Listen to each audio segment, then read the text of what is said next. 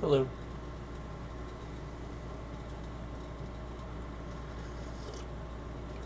And welcome. I have a bit to talk about today. I have quite a bit to talk about today. Um, so let's try to pace this and get through this.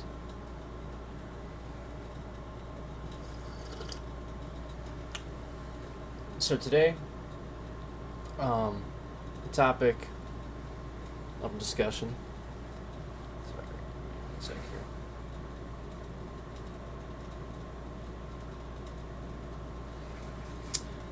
Today, our topic of discussion is going to be the government shutdown.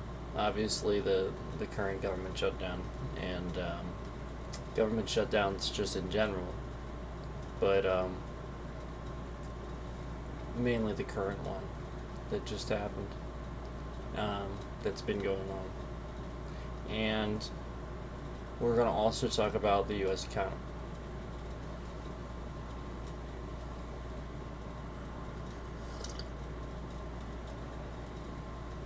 I appreciate everybody's interest in these and continued views. Thank you very much for that. So, let's just start off with our first question. Okay, and that first question is, what is the reason? What is the reason for the current one? For the current government shutdown that we faced, that is an unprecedented amount of time, and it's pretty controversial. I've seen a lot of people on both sides, and a lot of people don't seem like, I'll be honest with you, I don't hear a lot of credible things being said from politicians. I'll be honest with you, I actually sort of kind of on both sides for once actually do hear some things that sound smart. And then I just hear a bunch of everybody else not really understanding what's happening. So let me talk about this one. And then again, the first question is, what's the reason for this current shutdown? Because I don't really see a very good one rolling around the internet. So we're going to talk about that.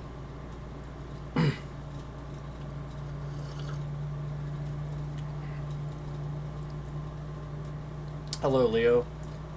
Never a shutdown under Democrats? Never a shutdown. I'm not sure how true that is. Is that true? I'm not trying to argue. We all know where my message typically aligns as of late. But I'm not sure how. Maybe you're right. Is that something that you know? Anyway, let's go ahead and talk about this. What's the reason for the current government shutdown? The one we're in. All right. So the very first, what triggered it? The federal government entered a shutdown on October 1st, 2025, because Congress failed to pass new appropriations or a temporary continuing resolution to fund government operations for the new fiscal year. And that one is cited as per Wikipedia, also federal government and CSL cited, and Harvard Kennedy School cited as well for that one. So 3 different sightings for that one that seem pretty credible there, obviously. The existing funding through the prior year expired at the end of September, and no replacement measure was agreed upon. Nobody's arguing this, by the way. Like, as far as like Democrats and Republicans, like, they're not sitting here arguing this point. It's essentially, what you have to understand initially, what I'd like to say is both Democrats and Republicans are using the government shutdown right now against you, instead of coming to an agreement and working with each other. This is the biggest takeaway from everything that you need to see of what's going on right now. Okay, please let that be what you see. Please. I'm just asking, please. Because that's what's happening right now. Nobody's working together and everybody's fighting each other. And quite frankly, this is just escalating where this type of governing is going on this way. I apologize for my eye allergies today. It is just really bad. Hey, Chris.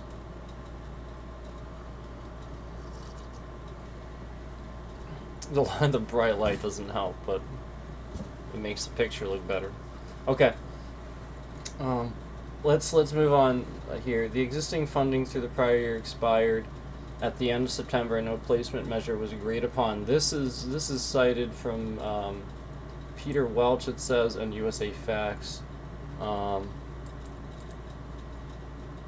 that's pretty good. And then a key short-term funding bill, a stopgap, was proposed by Republicans to keep the government open through November 21st, but Democrats withheld support because they wanted other policy concessions, especially around healthcare subsidies and Medicaid. Okay, and this is the biggest takeaway.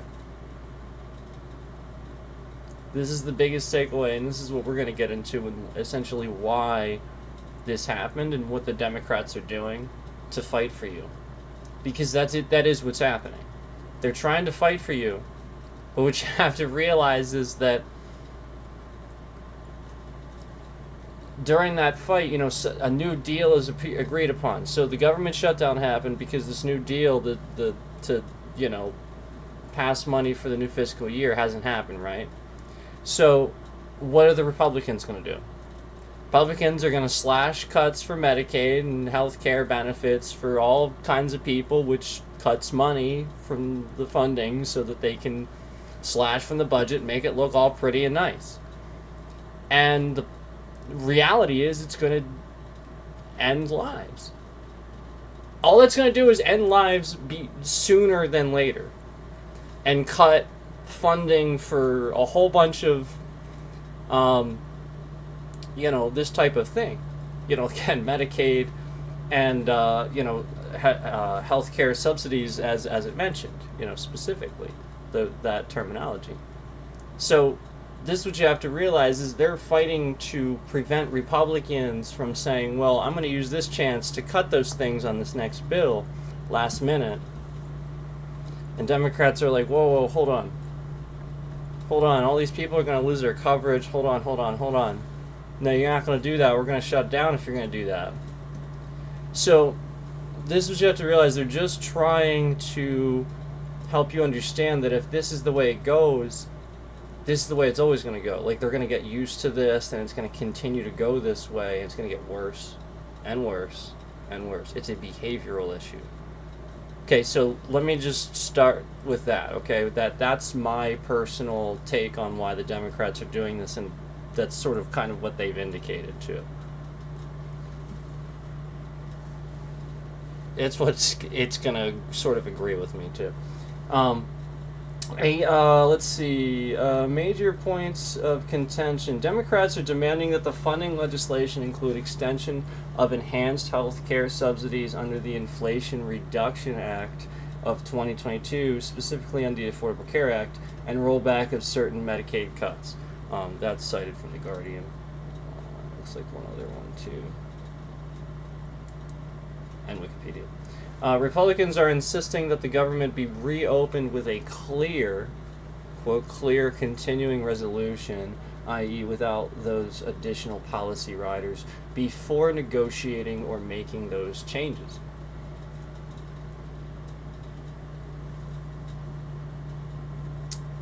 And then that's CBS News.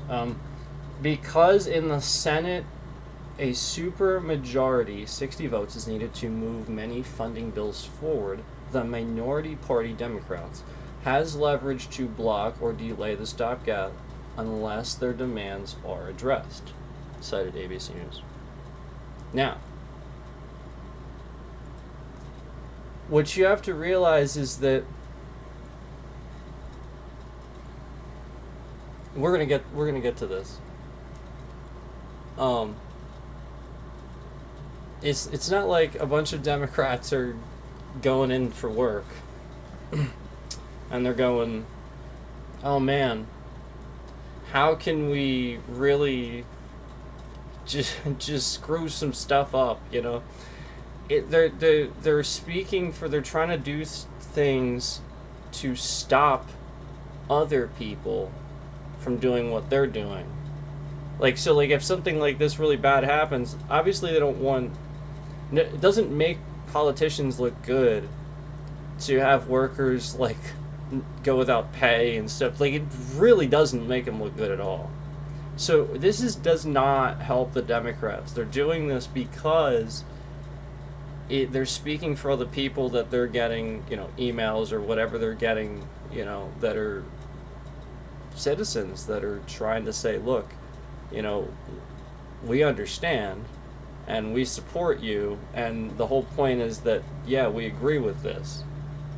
So that's what you have to realize, is that behind the scenes, the stuff that you don't see, while a lot of people, you know, might flock to the internet and message boards or whatever, young people and stuff like that, there's still a good portion of people voting past a certain age gap, I think, that almost never do that. That you'll never hear from, that you won't really have any clue what's going on. And some of these are your undecided voters. A lot of these are the undecided voters where they flip-flop, where they might vote a different way. So that's what you have to realize. Now, that's just my analysis. Let me continue here.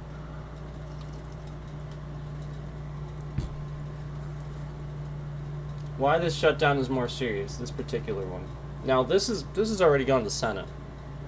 They're voting. I predict this is over. I personally think it's over. Because they're still voting on it, right? Last I looked. I think it's personally over. Because now you have a lot of Democrats, we're going to get into this, that are basically coming forward and switching and sort of kind of saying, yeah, well, let's reopen it. So, but we're going to get into why. We're going to talk a little bit about that, but not quite yet. Why this shutdown is more serious? It's projected to be the longest shutdown in U.S. history. As of 5 days ago, the Washington Post said government shutdown becomes longest in U.S. history. So that was 5 days ago. Okay. So yeah. The stakes are higher because many programs are being disrupted and a larger number of federal workers are impacted. Wikipedia.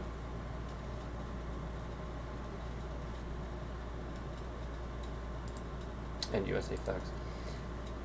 The political divisions over not only budget levels, but also majority policy issues, healthcare, Medicaid, are deeper than in many past shutdowns, making compromise harder. This is what you have to realize. Republicans and Democrats always disagree on healthcare because this is going back a while. And I've talked about this before. You guys know I've discussed this before with you. And this was the famous McCain vote. Why many of us, you know, realized that he was one of the real ones. You know, the whole point is that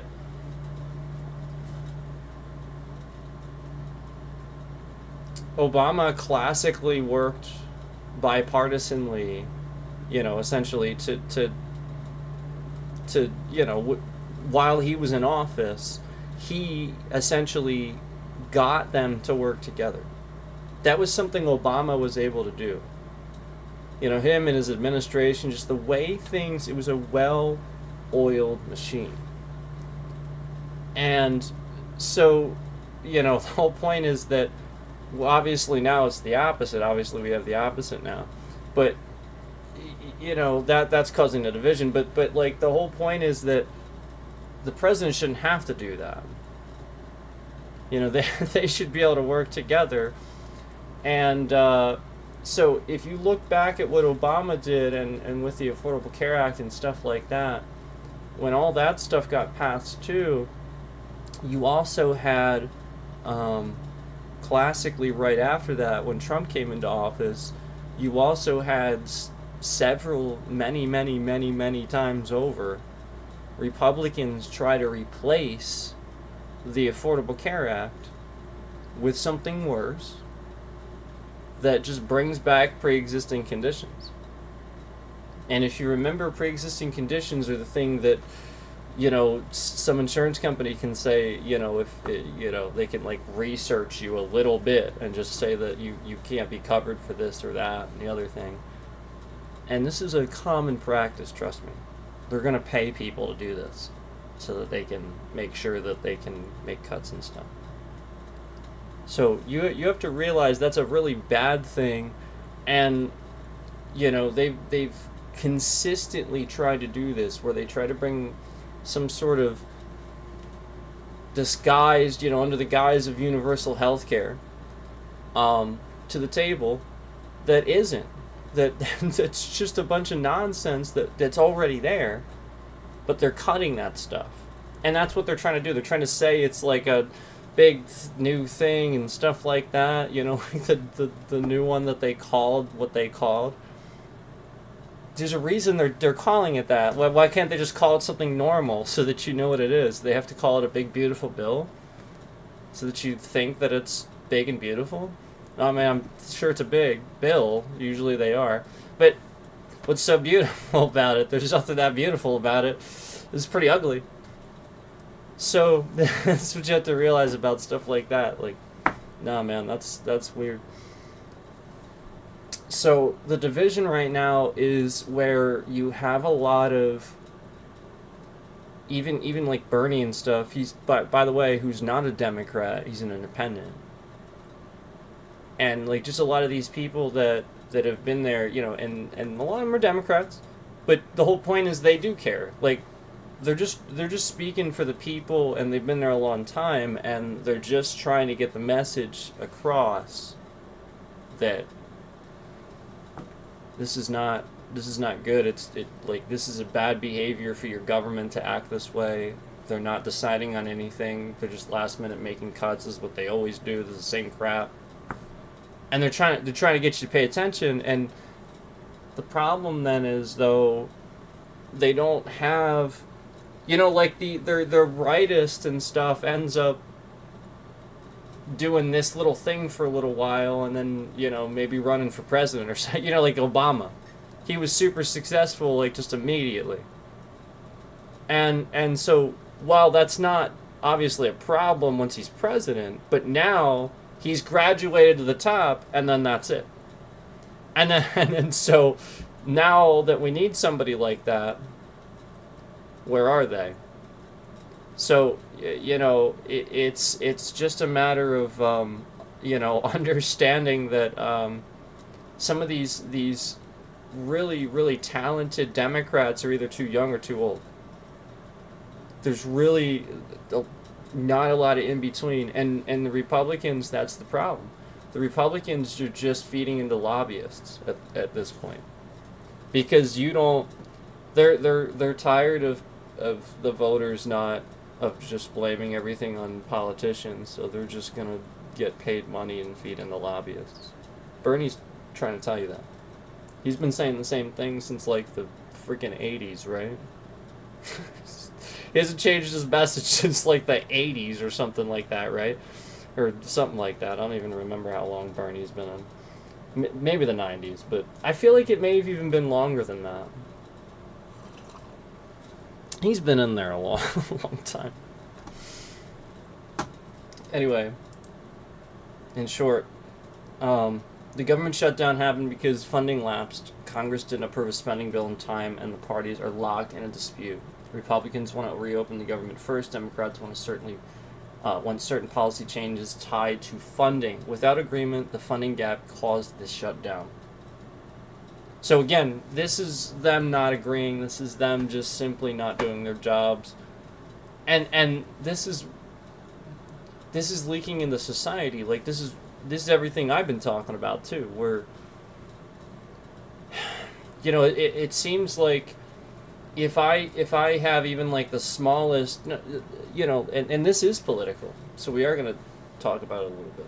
If I even have like a little bit of a smallest complaint about anything, at a business or something like that, this is snowballed by internet comments, trolls, anybody that A knows that they're at fault, B knows the people at fault, or, again, just loves screwing around with people because there's internet trolls.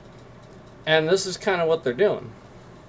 And so if you have any type of, valid criticism to something anymore, it gets this huge snowball effect where people will throw these really quick, sort of dismissible things that aren't, sort of like Republicans, where just like Trump and the whole debate, where these aren't real credible things that they're saying. These aren't a debate topic. It's just somebody flailing and saying something simple without having anything credible to offer. And meanwhile, I'm trying to help. And the frustration doesn't typically happen with logical people. Now, I get it. There's illogic. I get it. But with logical, I'm talking logical. The frustration doesn't typically happen until it's met head on with somebody that doesn't want to hear the complaint. That's all. Or the politics thereof. It's difficult to lodge said complaint. So the person doesn't feel heard, doesn't feel like you want them to be heard, and it just feels like a general consensus of that. So that's why everybody hates government too. They don't feel heard.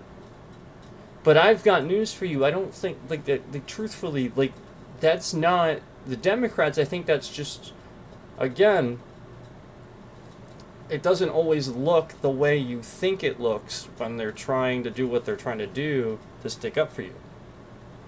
Sometimes these things are very complicated, like a government shutdown.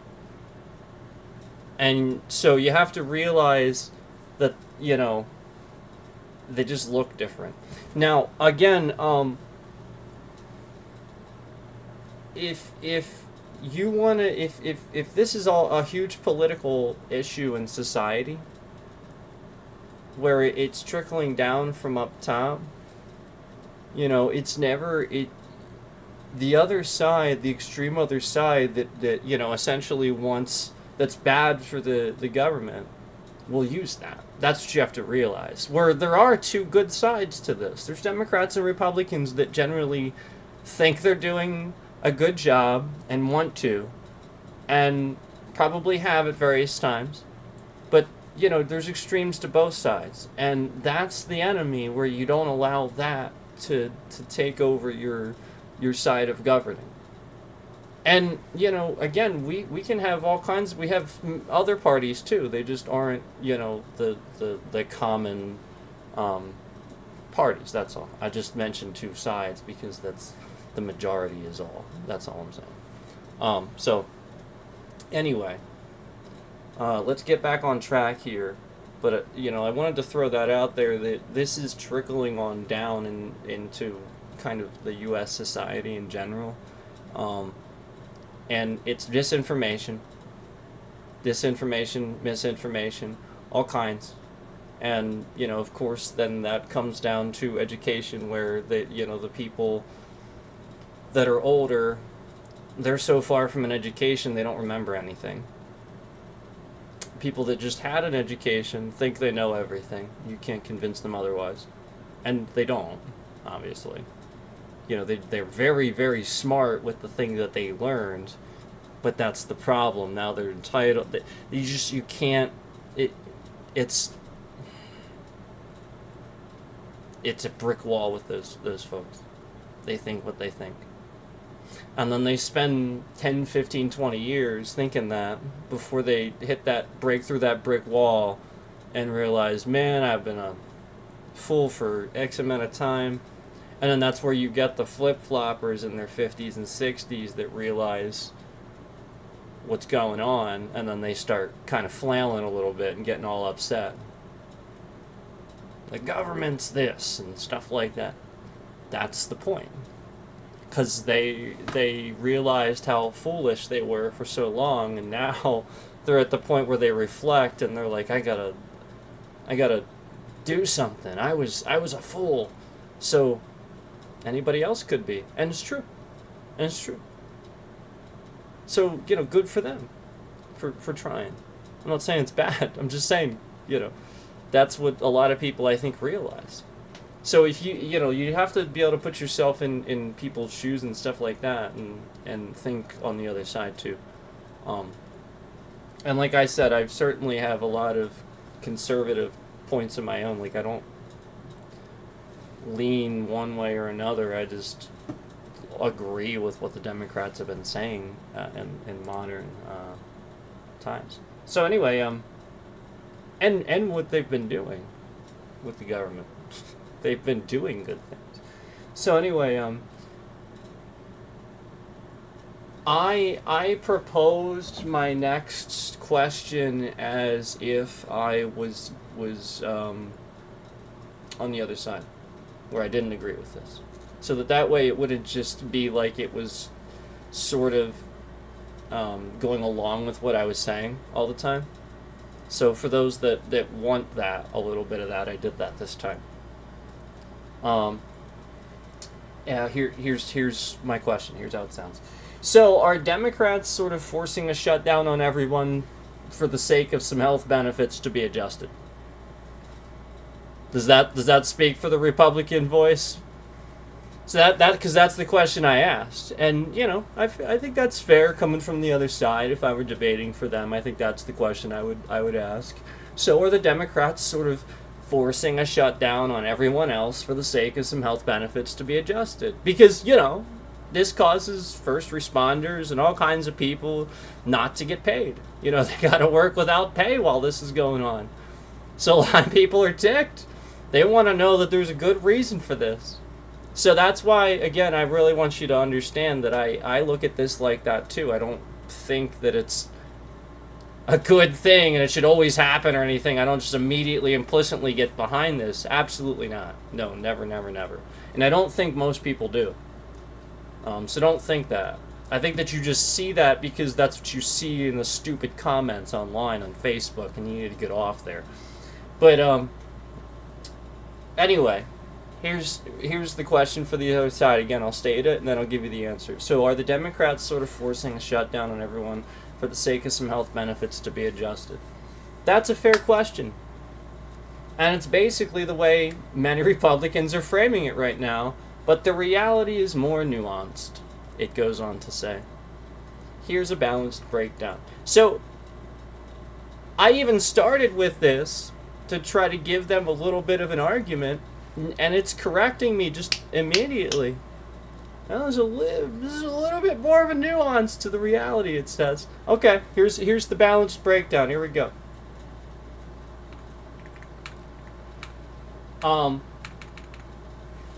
What Democrats are doing.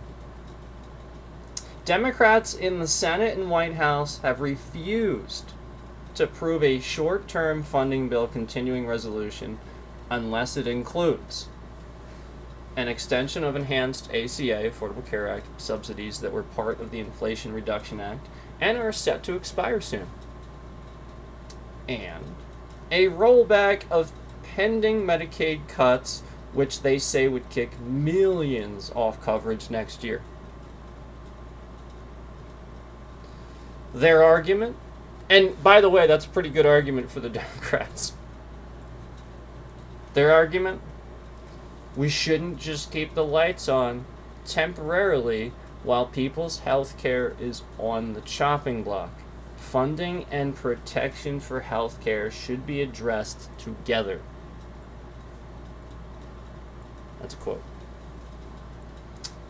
So, from their view, they're using leverage during the funding negotiations to protect healthcare programs they see as essential. What are Republicans saying? Republicans, who control the House, argue that Democrats are holding the government hostage for unrelated policy changes. Okay, it's not true. We know that's not true. It's not unrelated. We just proved that. So there you go. Right there, it puts. There's where you see the Republicans are just wrong every time.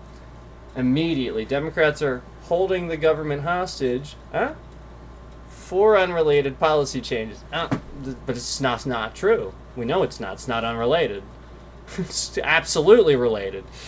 Second, a clean stopgap bill could have prevented the shutdown, keeping workers paid and agencies open while policy debates continued separately.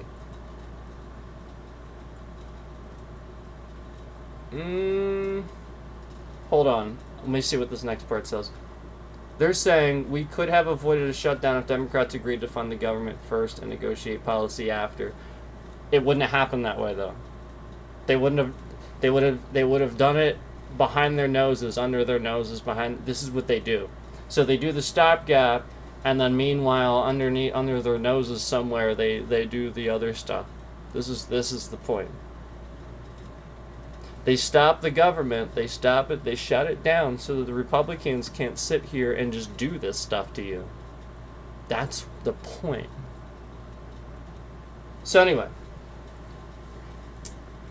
the political reality, both sides are using the shutdown as leverage. It agrees with what I started saying initially, that both the Republicans and Democrats are using the shutdown. They are. Democrats believe that this is the only time that they can force Republicans to protect ACA subsidies and Medicaid funding.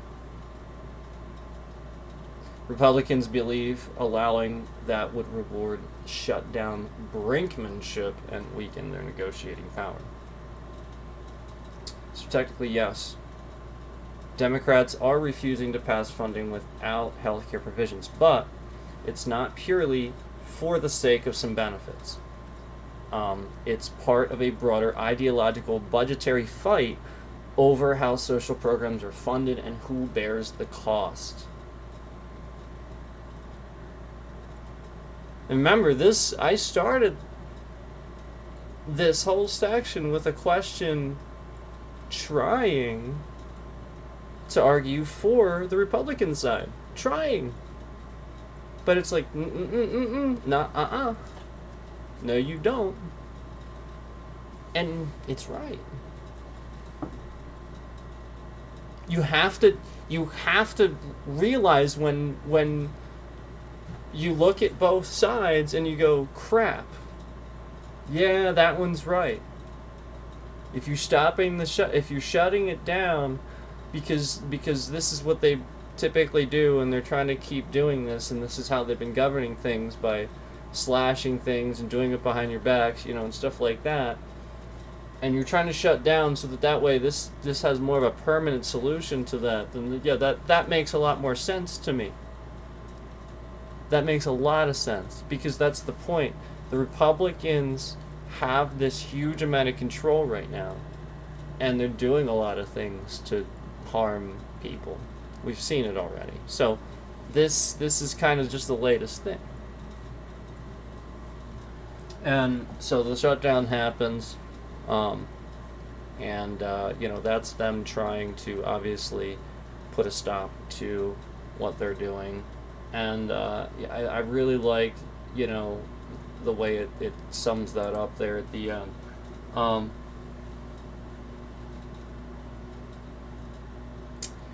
So then my next one,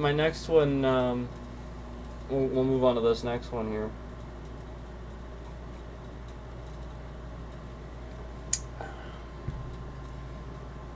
I love that last statement you used about this being about how social programs are funded and who bears the cost.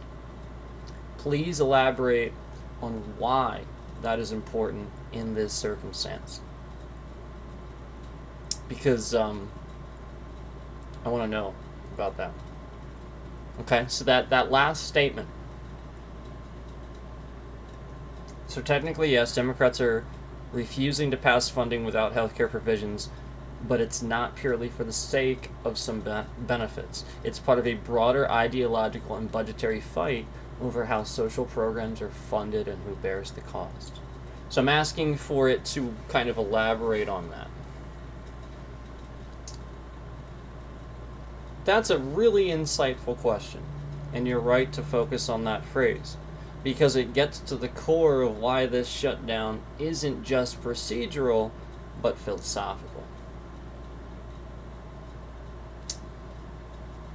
Here's what's really at stake when we say this fight is about how social programs are funded and who bears the cost. The how social programs are funded part. At a basic level, every major social program like Medicaid, SNAP, and or ACA subsidies is paid for through federal spending priorities, meaning Congress must regularly decide how much to allocate, where to allocate from, and what trade-offs to accept elsewhere in the budget. So let me read that again. The how social programs are funded part. Okay? So like Medicaid, SNAP, ACA subsidies. We're talking about that. Okay? These things are paid through your federal spending. Okay? And so this basically Congress has to regularly decide how to take care of this, how to fund this. Whether, again, how to allocate. It starts with that. That's allocation. And then where to take it from. Exactly. Because there's like 1,000,001 things.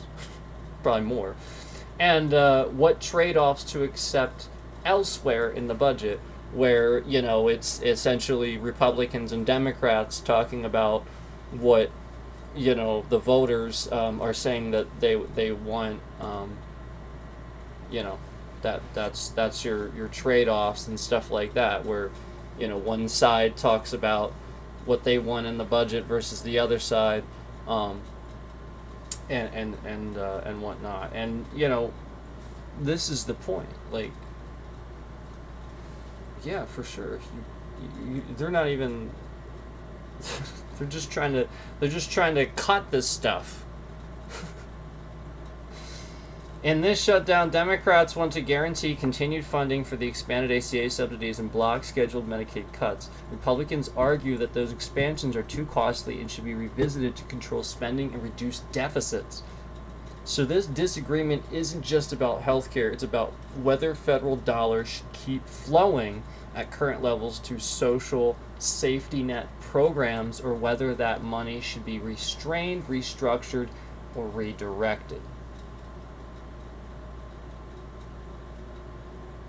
So yeah, I like that. And that's what we're talking about with both sides, where flat out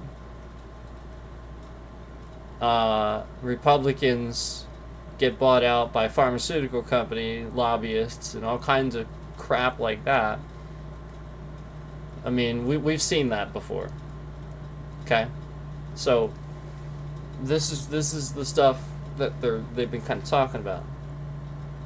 And then the lobbyist scratches their back so that they give some sort of cut somewhere in this bill for them that doesn't really help you necessarily.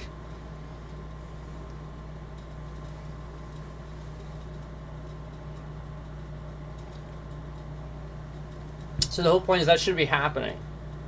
They should just be cutting things, because then that makes it look like they are doing that, like just making deals with this guy and this, like, you know what I mean? Like, no, they should be governed, restricted. Everybody talks about it. Anyway. The who bears the cost part. So the first part, how social programs are funded part. This is the who bears the cost part. That's the moral and political dimension. Democrats believe the cost of protecting access to health care should fall on the federal budget and higher income taxpayers, because that's how you maintain a strong social floor and prevent families from losing coverage. Republicans believe the cost of expensive benefits ultimately falls on the broader economy and taxpayers, and that individuals, states, and private insurers should carry more of the load to keep the federal government lean and sustainable. What I want you guys to do me a favor. With this in mind, this argument in mind, I want you to look up online how many developed countries like the United States have a healthcare system that is completely funded by the government, and it's like free. People go to the doctor, it's free. They like they have something really bad happen, totally free. I want you to look that up. And I think that'll give you the answer to this. Because when we're talking about the wealthiest nation in the world, supposedly, and we supposedly can't federally fund healthcare like all these other developed nations do.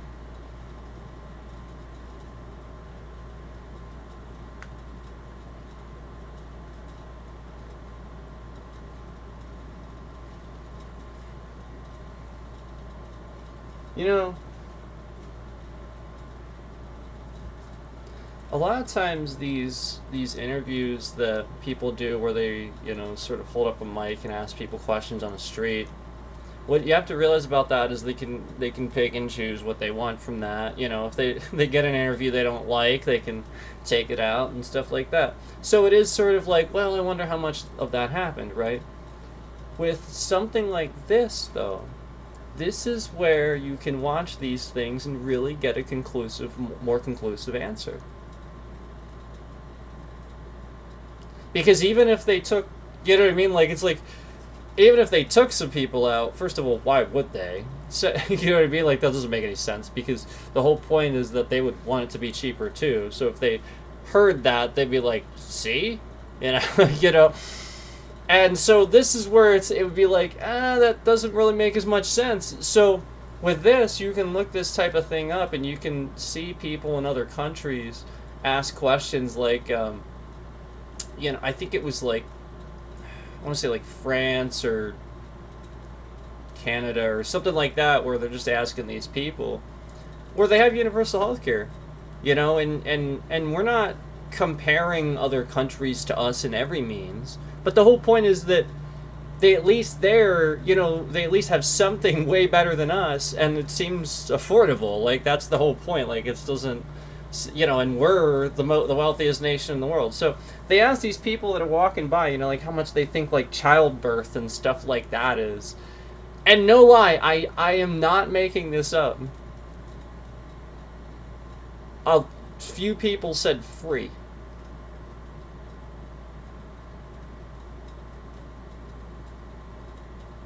Does that blow your mind? That should blow your mind, because do you have any idea? Like, I'm sure plenty of people in this country have plenty of idea of how much childbirth costs.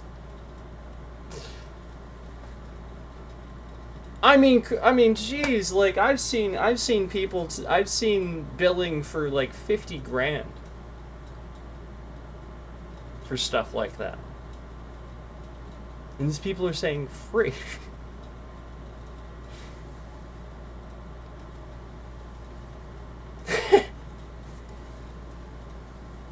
This is the point. It's a joke. It's a laughable joke. Let's see here. We got a comment. I think the healthcare system seems pretty bad for anyone below upper middle class. Meanwhile, the food stamps are being exploited by so many people who are not in actual need. I agree. I agree. Yeah. Um there's been so many times in my life that I chose to struggle and didn't accept, could have like accepted these things or these things and just didn't. And then I see all these other people taking advantage of it too. And then, usually that's why you're held up in the grocery store, right? Because the EBT system went offline or whatever it is. You know, the food stamp system went down. So now they're just endlessly swiping their card. It's like, no, you're not supposed to do that. That's a scam. I just try to get it to go through. They got just like 3 carts full of stuff. And I'm standing there, I got like bread. Right?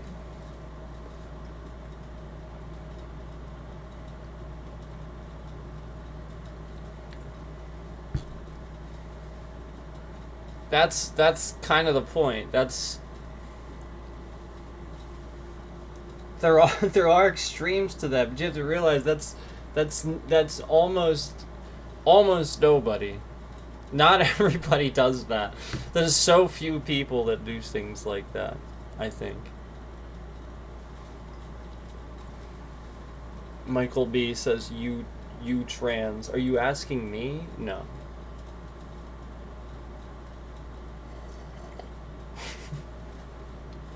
No. But thanks. Anyway, let's get back on topic. Some interesting chat topic questions today.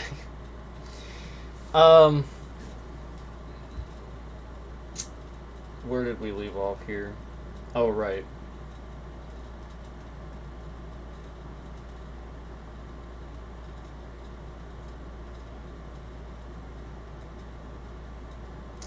I like that. That's an interesting question. So, with that in mind, those 2 points in mind from the Democrats and Republicans that we just made, one saying that they believe that federal budgeting should handle universal health care, which I agree with.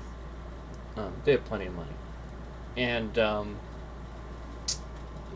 one Republican saying that it should be more up to private insurers, states, individuals, and stuff like that to try to carry the load. It asks the question, so is the federal government primarily a safety net, or should it mainly stay limited and let markets and states take the lead?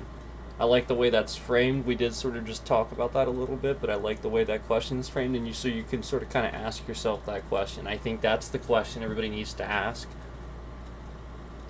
And I think that's obvious. What you have to understand is that there are some states in this country that aren't, like, they'll go through 8 hurricanes. So now, because Donald Trump doesn't want to help the state just spends all this time rebuilding and all this money rebuilding. Like, California's been on fire for 20 years. So you have to understand that, like, if the federal funding doesn't help, what the heck is it for? Another $1 trillion into military? I mean, come on. Can we, like, your citizens are struggling. You have to understand there's plenty of states, middle of the country, and out west too, that are just really struggling financially because they're trying to rebuild, and then another fucking hurricane hits. Or something like that.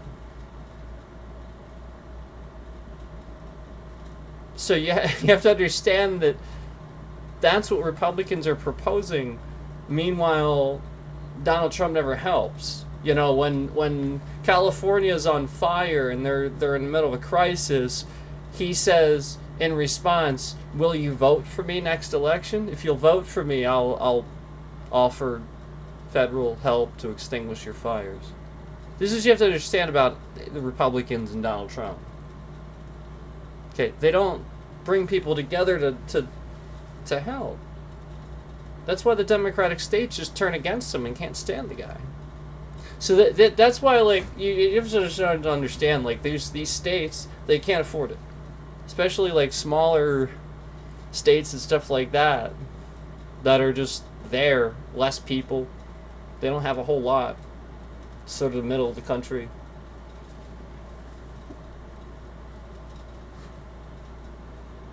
All that's going to do is put a huge burden. And now some of those farms and stuff like that, those middle of the country states that, again, that's what they have, farming and stuff. Now Trump has tariffs he's forcing on. We're going to get to that. But that causes even farmers, American farmers and stuff, depending on what they're farming, to actually, like, close up shop. That's not good. You know, where they would have to sell to a bigger investor that might just convert it to something else and change the whole industry. You never know. And it's not good, man. You shouldn't be doing that to Americans. You should be helping. Anyway, I love that question. Great question. Let's move on. We have so much to cover. So, like, I got to get through this because we haven't even gotten to economy yet. We're just on this shutdown thing. And realize shutdowns have happened before. And just like this one was for a reason, it could happen again. So pay attention. Don't just pay attention to what Republicans are saying. Pay attention to what the Democrats are trying to tell you.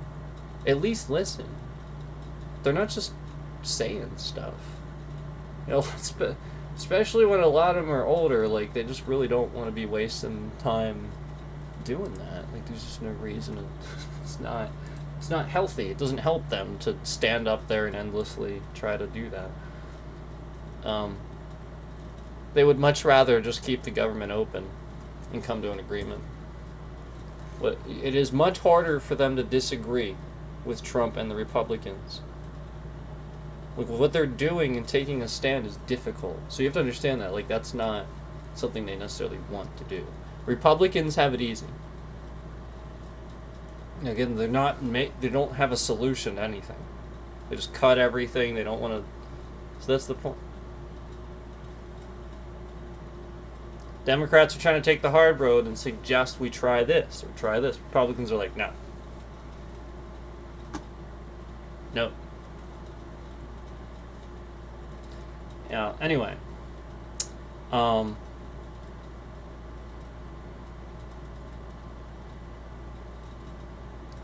Let's read the conclusion, I guess. We'll read the conclusion.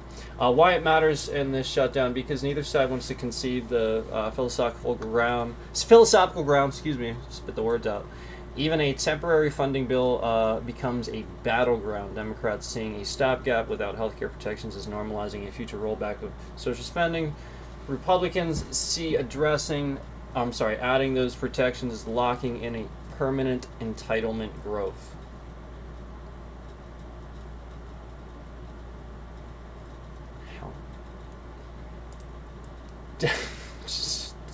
That's the point. It's like these Republicans, like, they just say stuff and it just doesn't make any sense. That's why the shutdown has dragged on longer than usual. It's not just a disagreement over numbers, but over the role of government itself. And yeah, it is.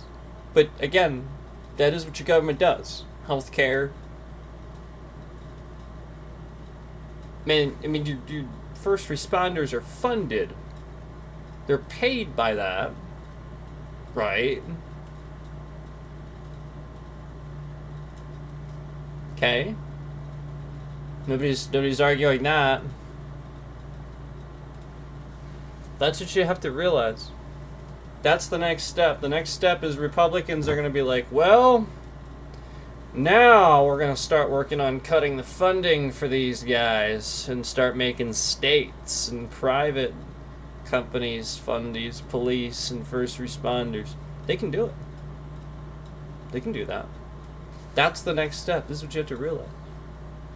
That's what you don't. That's what Democrats are trying to stop from happening. It gets worse the more you allow.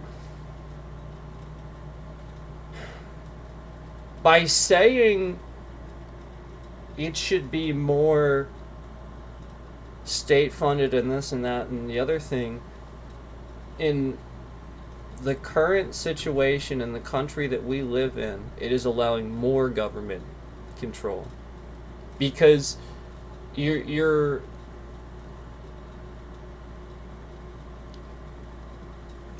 taking all of that funding and stuff like that, all that money that you give to the government, and they're taking it and putting it somewhere else.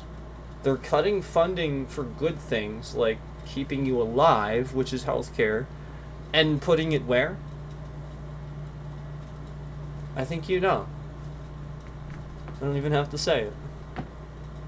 And it doesn't need that doesn't need to happen anymore. He already lost $1 trillion. Okay, so level with me a little bit there. Okay, can you just at least level with me a little bit there? Like, we can agree with that. That's what your government should be for. That. What do you pay your taxes for? What do you want it to be for? It shouldn't be for that. Well, again, this is what you're going to do to the Republicans. You're going to make them richer. So now all of your funding is just to pay them. For what? What do they do? They're supposed to govern the funding. They're like your accountants for the government. And they represent what you want your taxes to be spent on. So what's the problem? Why aren't you looking at the Democrats as the good guys then? They're the ones standing up to something that's going on. I don't understand.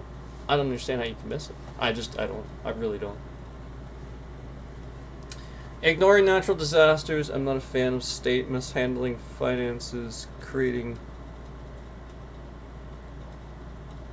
poverty, etc. through their own policies, then demanding the feds to pick up their slack. Yeah. Well, the what you have to realize is that is an excuse to. All right, so that would give people an excuse to say that it's like, federal government is picking up slack, per se. Well, really what it is, this country is a whole country. It is not several countries all broken up. The states are broken up to help govern things. Okay? To help. So, schools, your education system, utilities, all the local provinces that you have that require, civilian assistance, like, again, first responders and things like that. Okay? So this stuff is governed at a state level already. Yes. The federal government does. The federal government is supposed to help with that. That's what it's for. We are broken down into states because where you come from might have been a different type of thinking, whereas it's very obvious that the people in Texas think differently than the people in Maine.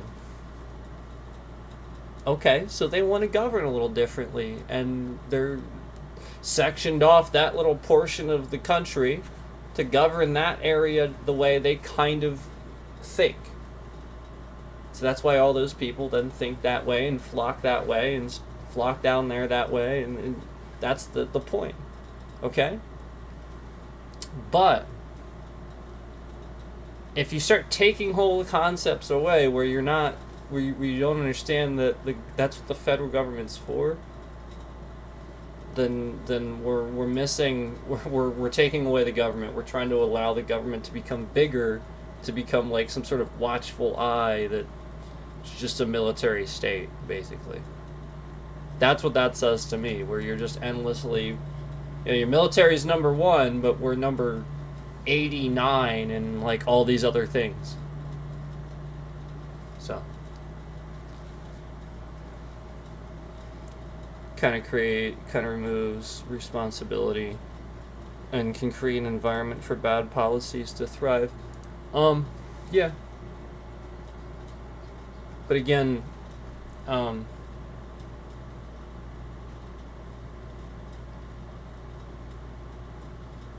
this is the issue. The issue is that people don't pay attention. That's bad policies thriving.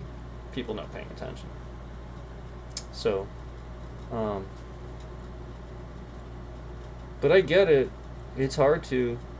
I mean, I watch Schumer for 2 seconds and I fall asleep. I mean, I love the guy and what he stands for.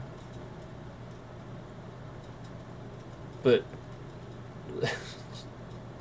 he'll make you fall asleep in 2 seconds. So, I mean, I get it. It's tough. But you can't, they're people, man.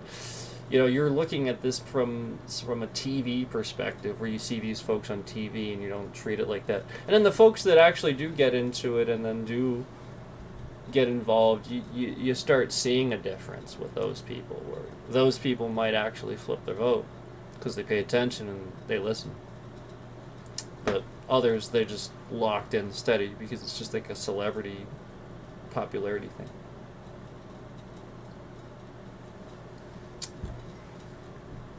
That's the psychology behind it, anyway.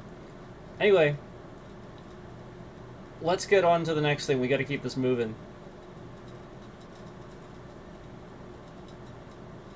Okay, so let me this next statement that we plugged in here, this was like sort of a summary of what we just talked about. So this will probably help summarize anyway what we just talked about, and then the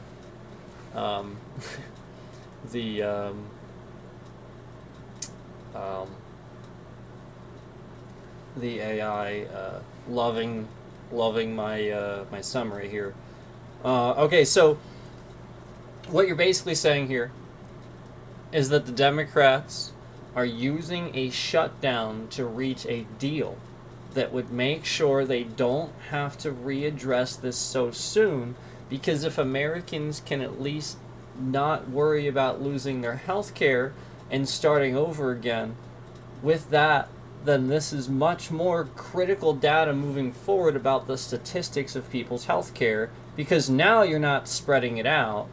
And in addition, make sure that the next time they can talk about fixing something else, instead of always just to fend off Republicans that just want to cut people's health care to save money in a budget. So I realize how convoluted that statement is. I was typing like thinking, typing. So let me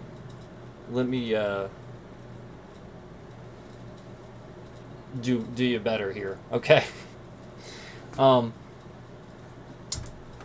Democrats are using this shutdown to reach a deal to make sure that this would be addressed sooner, so it doesn't become more of a problem like we talked about. It doesn't like escalate into that snowball problem where they just can do these cuts and stuff like that.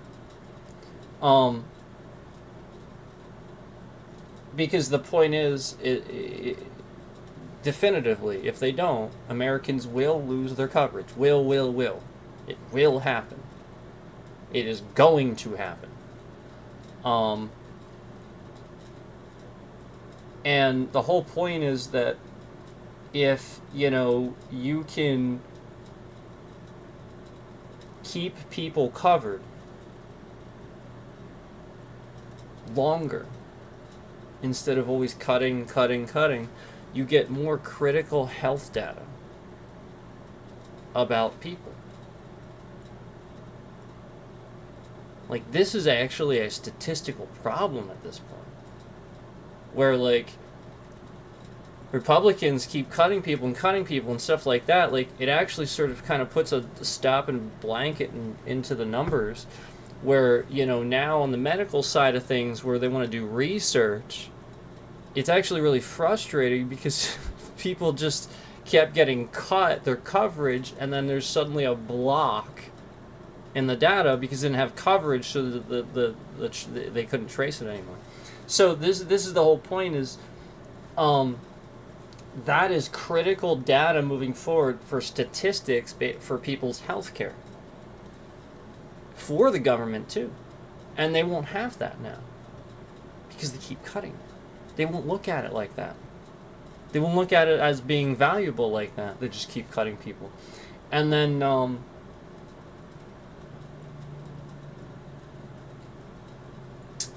basically, so that next part, because now you're not spreading it out,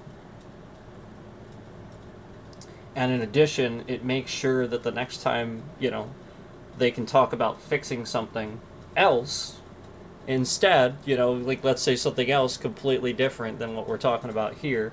You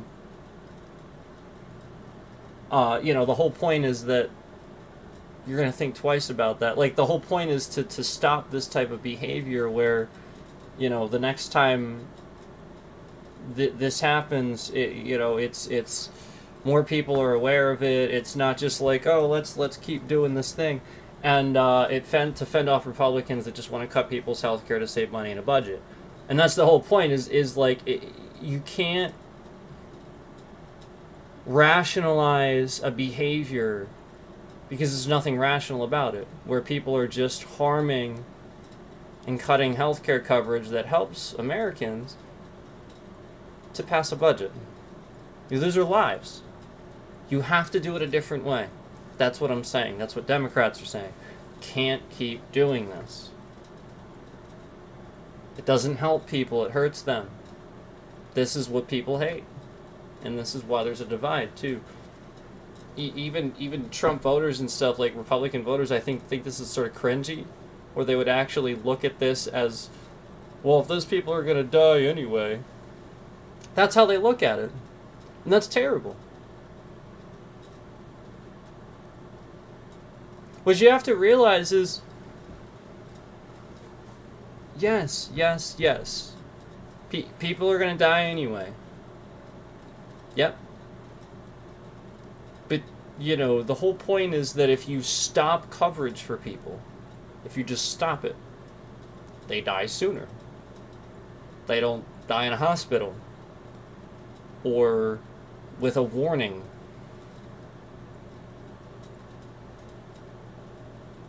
You know, they just suddenly, if something happens, you know, like this is the point.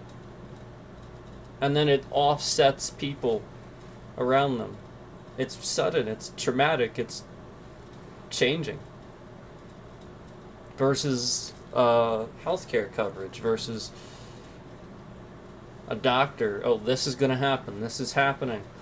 Doing everything you can, talking to professionals. We did everything we could, feeling good about it. Feeling good about, well, this was truly everything we could. That sort of thing. You know, if it's your family, suddenly you give a hoot and holler. But if it's not, you just sit here and go, ah. So, that's what we're talking about here, and that's what I wanted to say here, okay? Because that's a really, really loaded statement, but it liked what I was saying there. So it does say yes. That's a very clear. It wasn't very clear. I'm gonna just say that. It's saying it's very. It was not. That statement was pretty all over the place. So that's why I wanted to translate it for you. But yeah, basically, Democrats are using the shutdown to reach a deal to redress this sooner, So that Americans don't lose all this healthcare coverage, and we can actually start addressing this, and again bringing in the idea of the statistical data of people being on healthcare coverage longer, so that way it's more statistical data for the government too, and the the health insurance companies and stuff like that. So yes, that's a very clear and perceptive way to put it.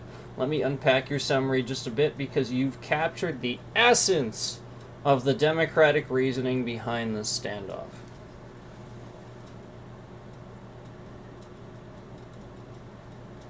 Ugh. Hold on a sec. Hopefully my coffee is still warm. Give me a sec. Hopefully.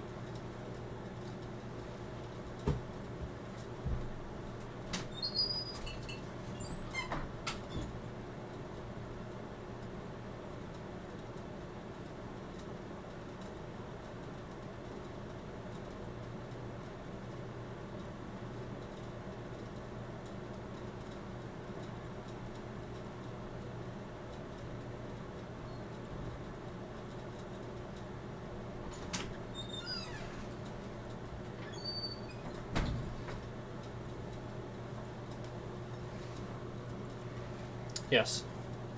Warm coffee. Actually, basically still almost hot. Alright. So, the logic behind the Democrats' strategy. You're right that the Democrats see the shutdown fight as being, as about locking instability, not just avoiding cuts for 1 year, but creating continuity in how healthcare programs are funded and evaluated. Number one, avoiding short-term churn. Constant temporary funding deals. Constant temporary funding deals create uncertainty for insurers, states, and families. If subsidies or Medicaid funding are always at risk, insurers price in that instability, and states have to keep rewriting their budget. Okay, this is a lot to unpack here. So let's talk about this.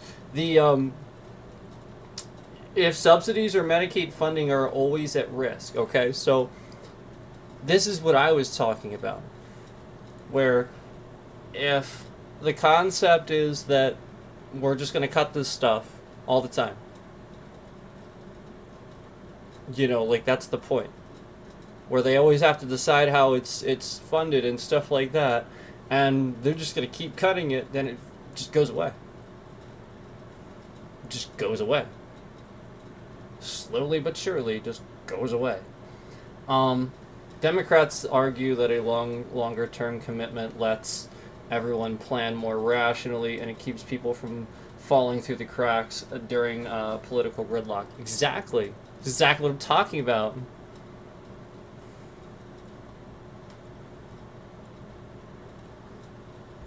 Crazy that you couldn't see it that way, because it's exactly what I'm talking about. All right. Number two, building long-term data. I think this is what I probably already mentioned, right? You're also right that steady funding procedures produces cleaner data. I'm sorry. You're also right that steady funding produces cleaner data.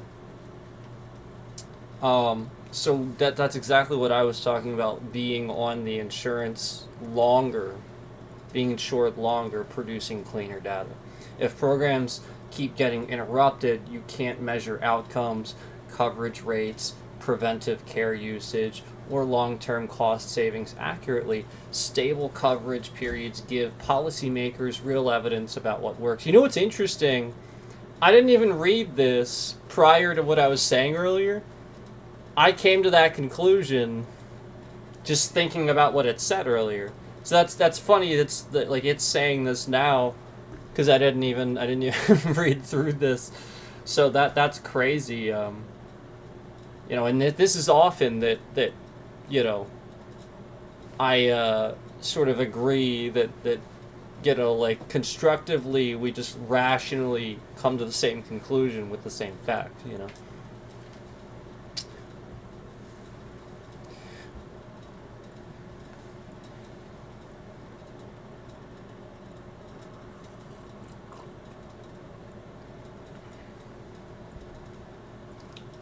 Have you ever considered getting into politics, Sifu? You're very good on camera. I'm very good on camera? I'm not so sure about that. Um, but thank you. Um, yes, I've thought about it.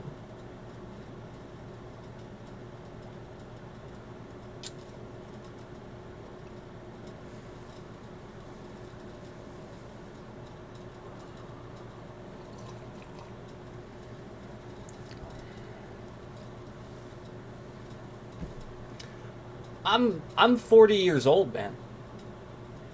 If I was gonna get into politics, I probably already would have done it.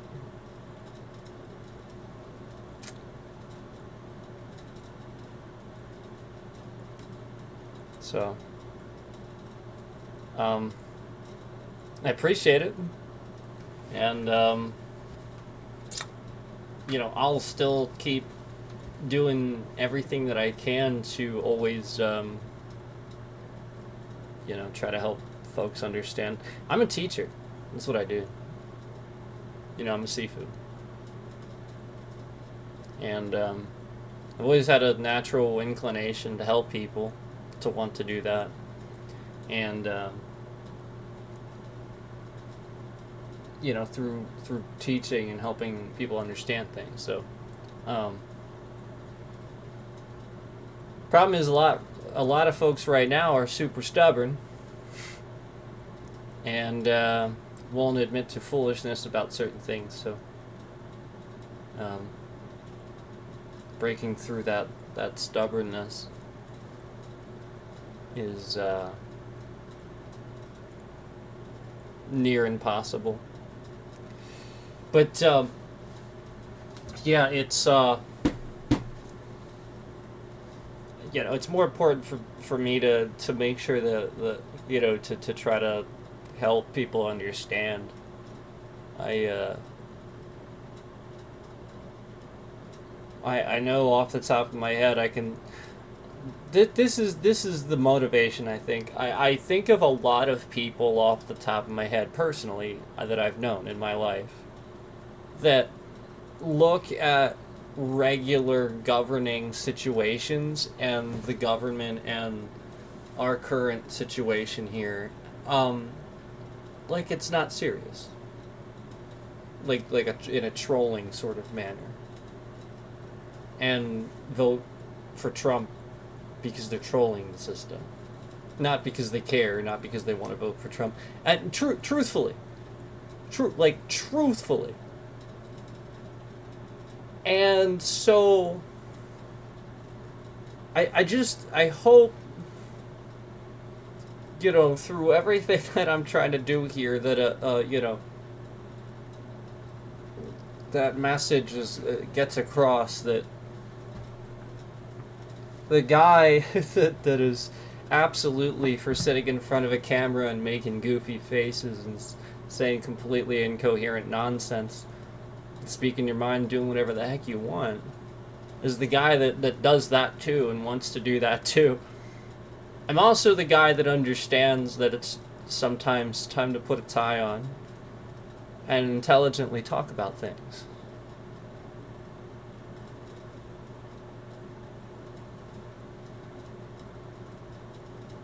That's what you need to get about life. You should get about life. Don't tell me what you need to do. It's what you should get. Because 20 years from now, you'll wish that you did. That's all.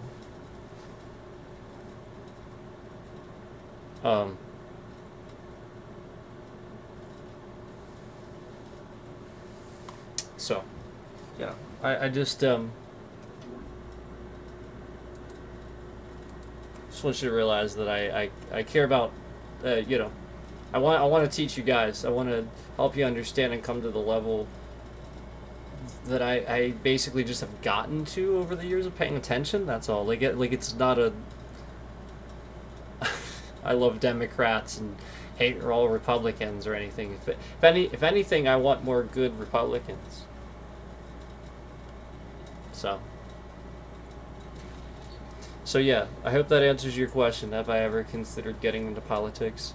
I didn't want to just stop it with. I was going to, but it felt like it sounded a little mean, so I answered a little bit more. So yeah, that's no, yes, but you know, again, if I had wanted to get into politics, you know, just like all the other things that I pursued that I've done, I would have done it already.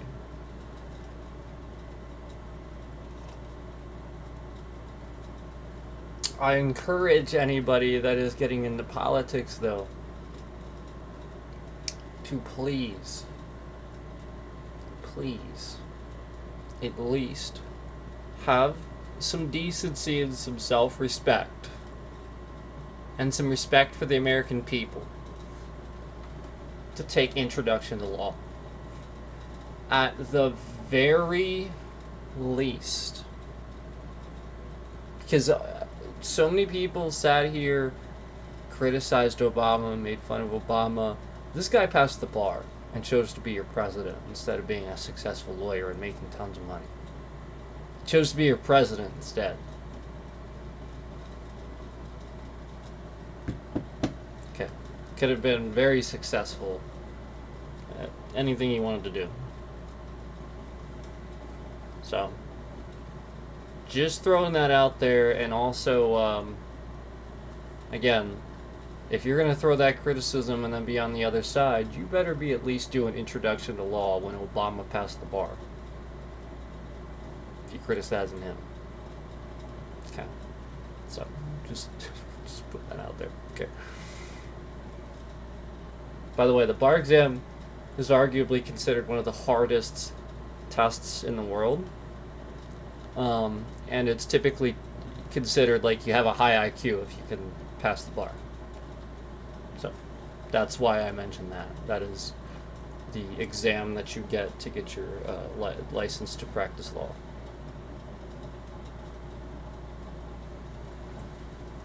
Okay, anyway.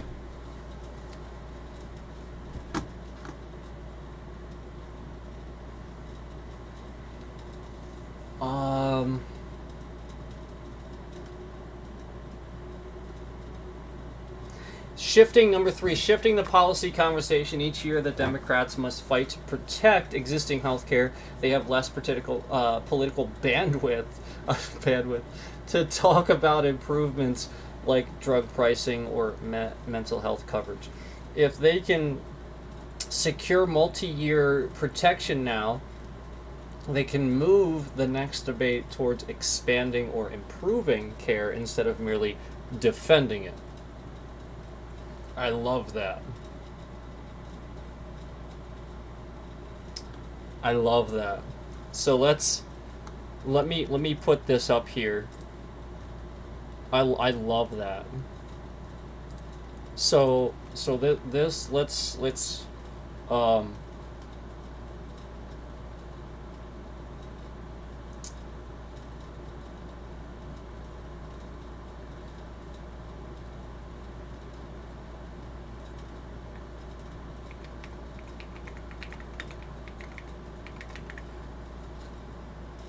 government shutdown. Government shutdown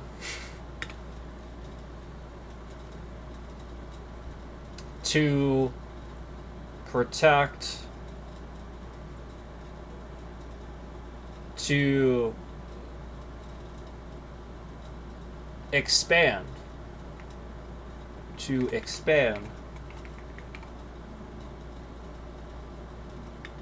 on improving. How about to improve, just to improve healthcare. To improve healthcare rather than merely defend it.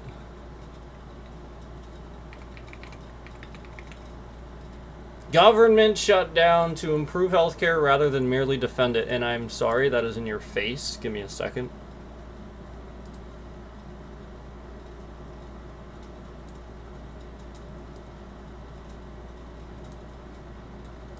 I'm just gonna put this at, like, way up here in the corner, just as like a bullet point here.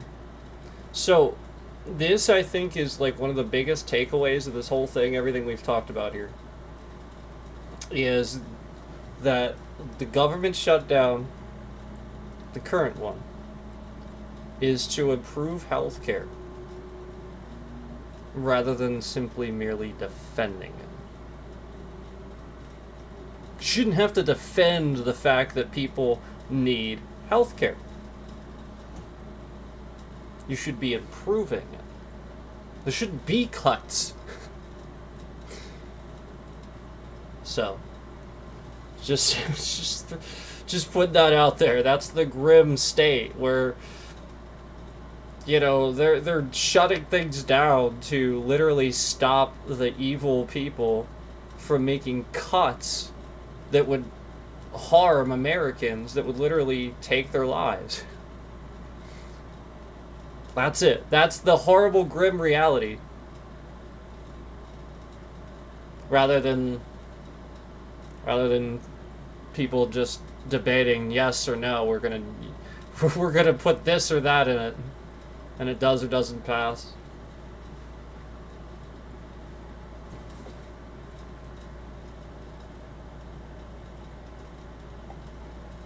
And the whole point is, the Republicans are trying to pass this thing, but the Democrats are like, no, you keep putting these cuts in here, and we won't pass it with that, so they shut it down. That's the point. They can't agree.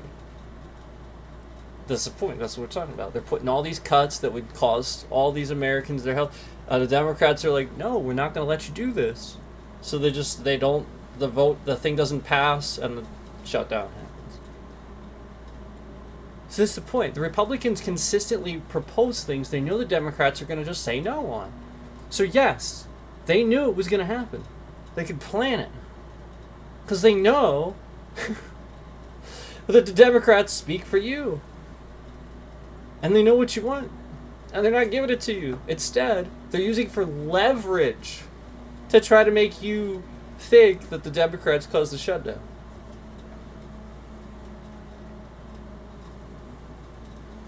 And that's what I see.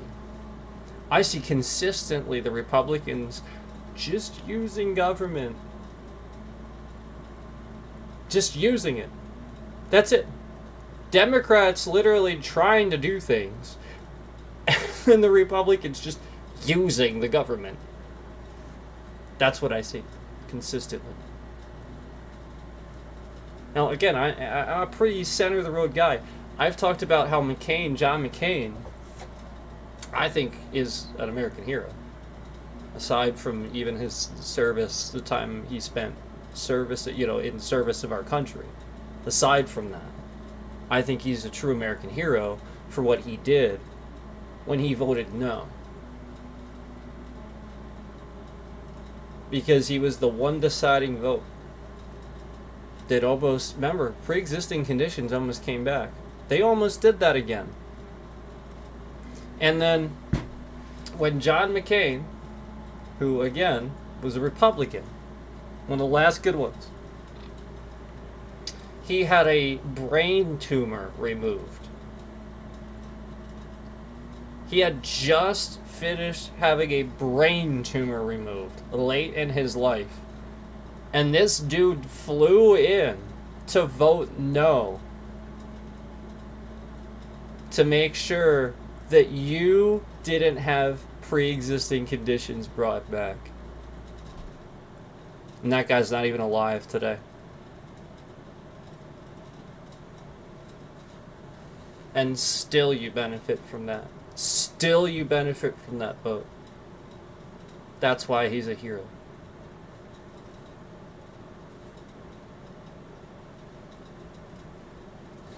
That matters.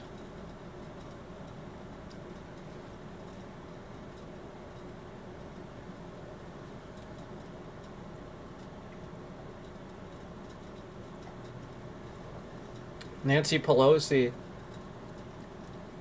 single-handedly stopped Trump from doing some pretty terrible things, too.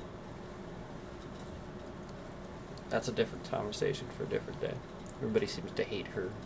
She's not running anymore, so...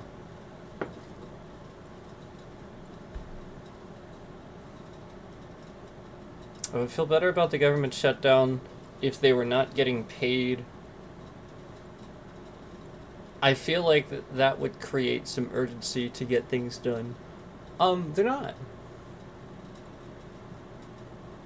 They don't get paid. Who's getting paid? They're not working.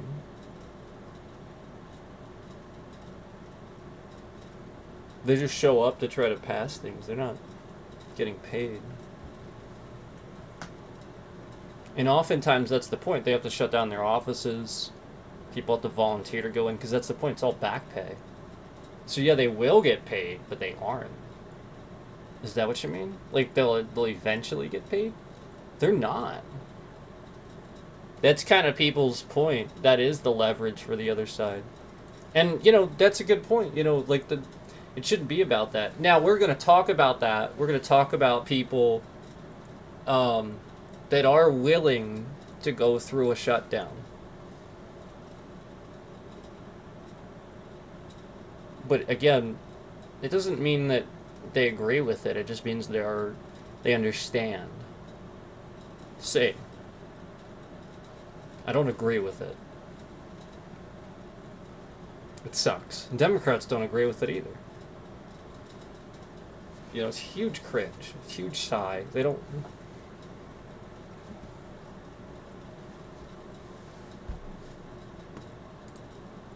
Anyway.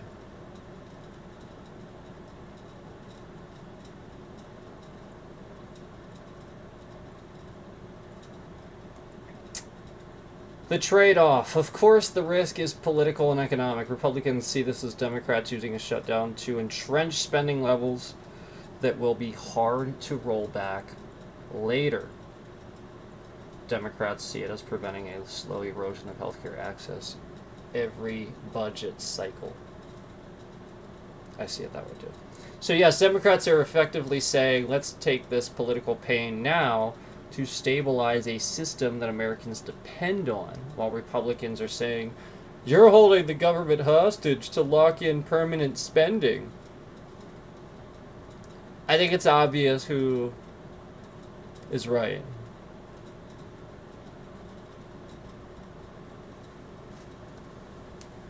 And it's not permanent spending. It would just be like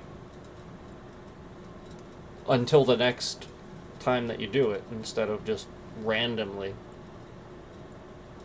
Just like anything else that we should do, have like a decided, you know, factor to it. You know, it has to be organized. You can't just be like, well, we'll just decide to make cuts now. Like, then your budget didn't work. Did you budget right? Anyway.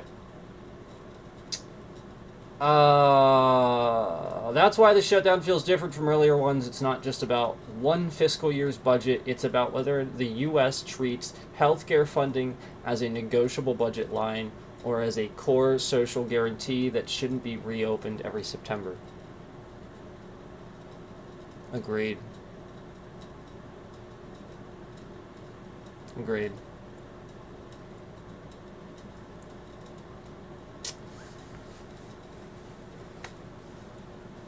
So, then we are on to the next statement that I plugged into the AI, where I happened to notice something. And other people noticed this too. I wasn't the only one. Journalists were talking about this. So let's let's get into this a little bit here.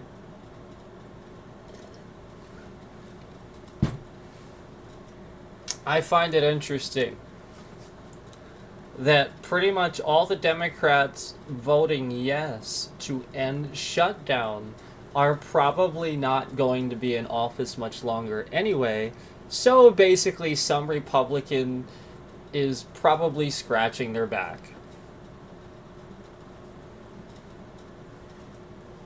So let me read that statement again. This is what I said. I find it interesting that pretty much all the Democrats voting yes to end the shutdown, while all the others aren't, are probably not going to be in office much longer anyway. So basically, some Republican somewhere is probably scratching their back so that they vote yes.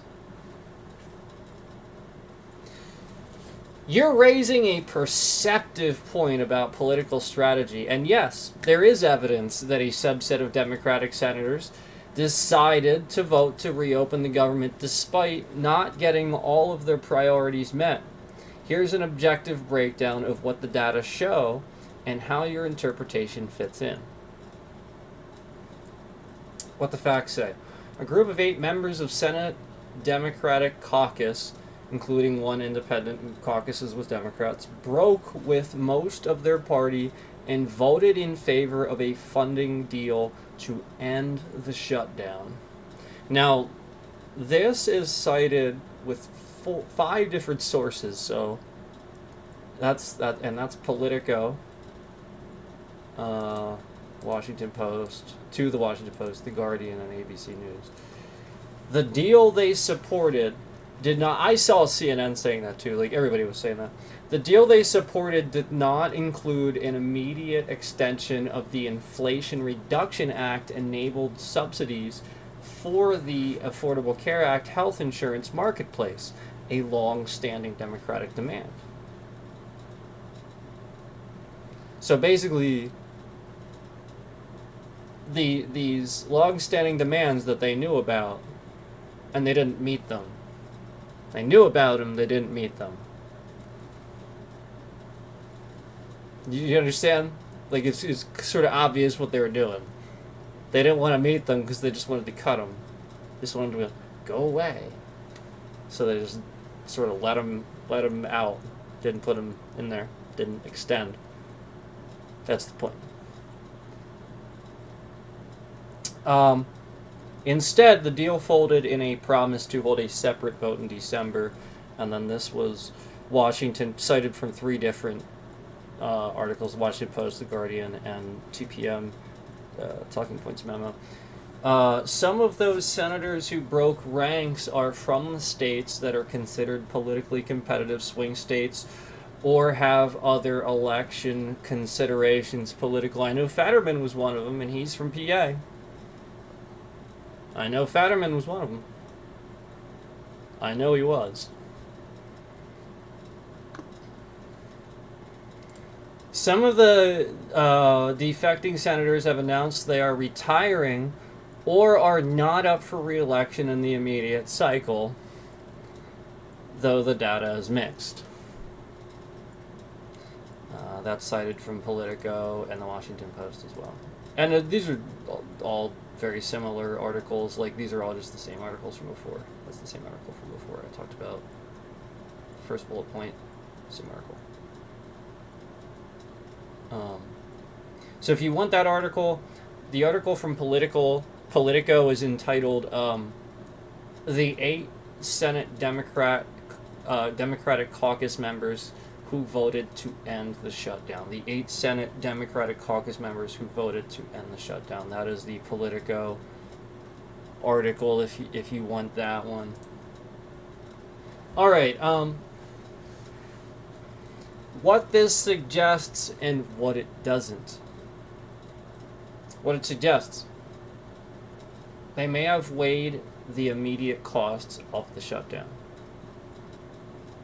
For their states, lost pay for federal workers, disruption to local employees or local economies, etc., against the uncertain gains of holding out for the full healthcare subsidy extension.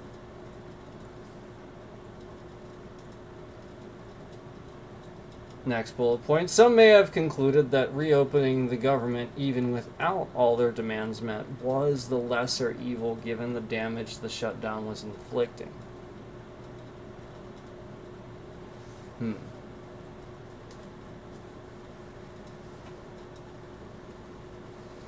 I disagree with that. I don't know that I agree with that one. Like basically they're saying that the lesser of two evils is to, well, let's just, and I've definitely heard that statement before. It sounds reasonable. But if the point is, like, if they had something initially to do this, then why are they folding now? Like, just because, you know. So, like, that's the point. Like, so some time goes by, and now you fold. Well, the whole point was that you're showing everybody that you don't have a backbone, that you're willing to just. So that's what's really weird about that.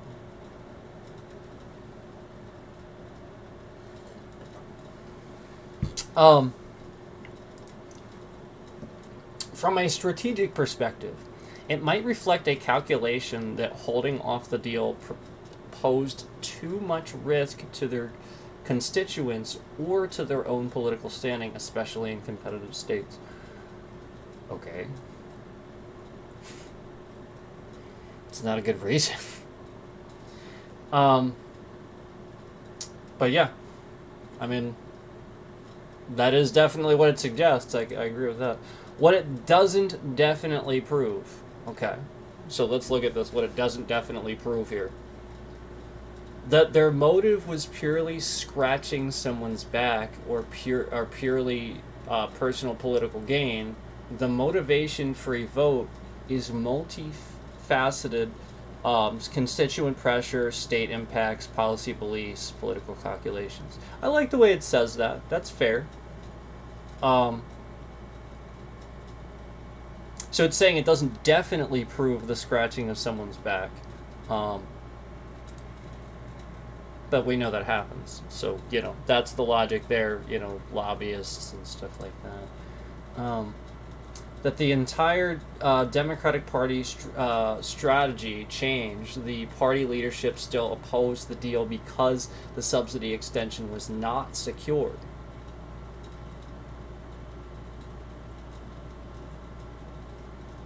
So it doesn't prove that, apparently. And that's as per the Washington Post. That the deal will permanently, and this is the final one that doesn't definitely prove, that the deal will permanently sidestep future negotiations. I don't know why it says that. It seems odd. That the deal will permanently sidestep future negotiations over healthcare subsidies.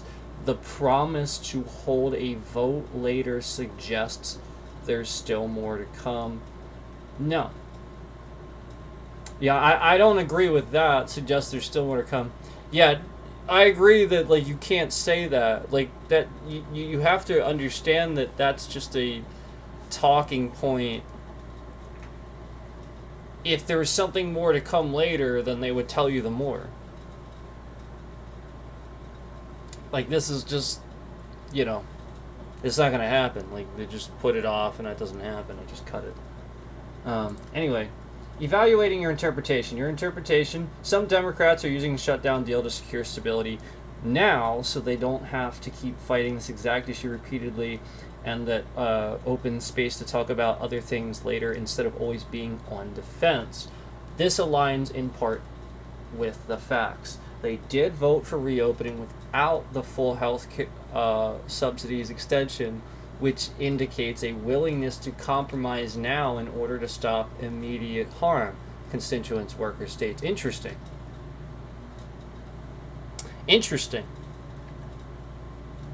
So they did. That's what it says. Interesting.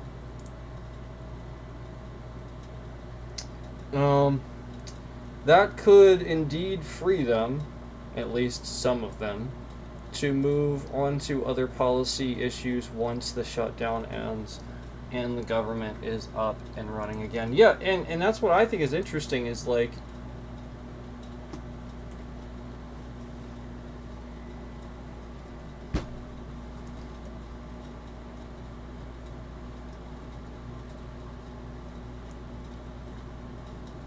if you would have taken care, like, I don't think this is completely invalid, because the whole point is if you handled the problem, then the problem's dealt with.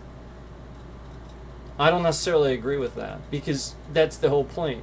Now the problem's dealt with, now you can start moving on to something else, or at least have a more permanent solution.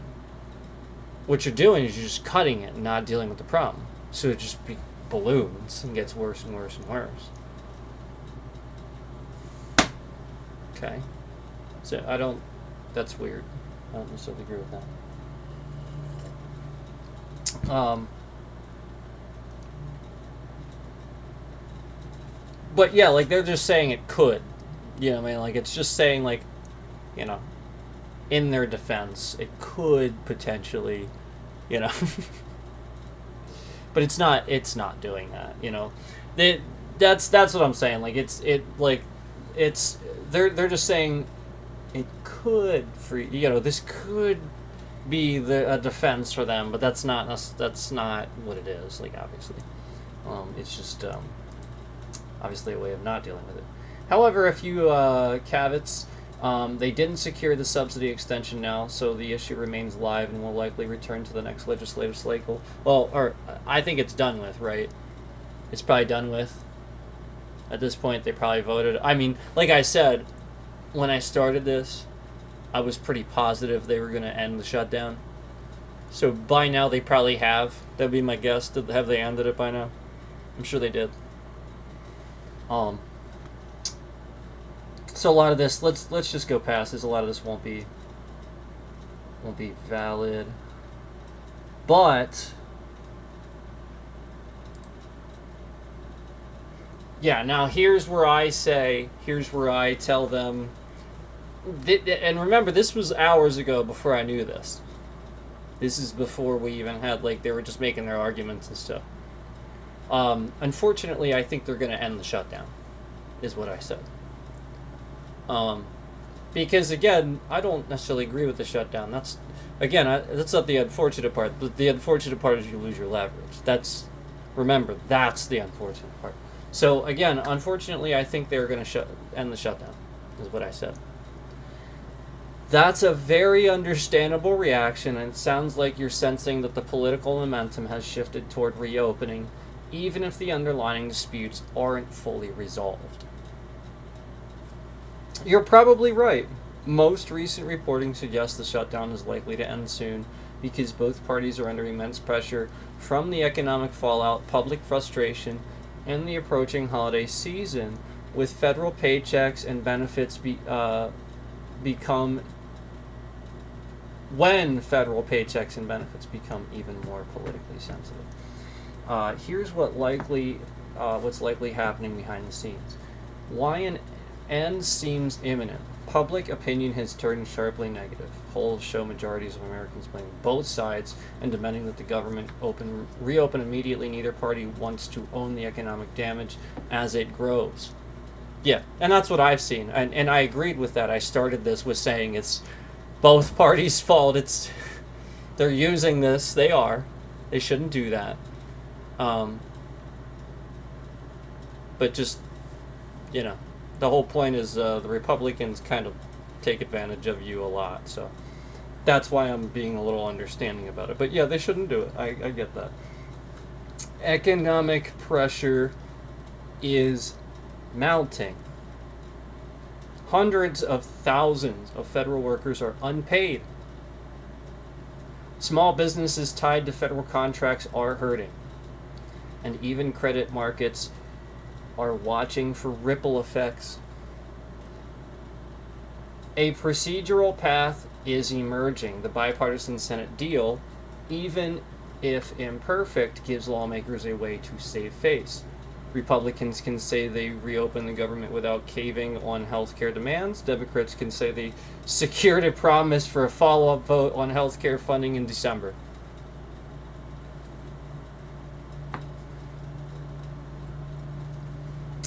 Moderate lawmakers,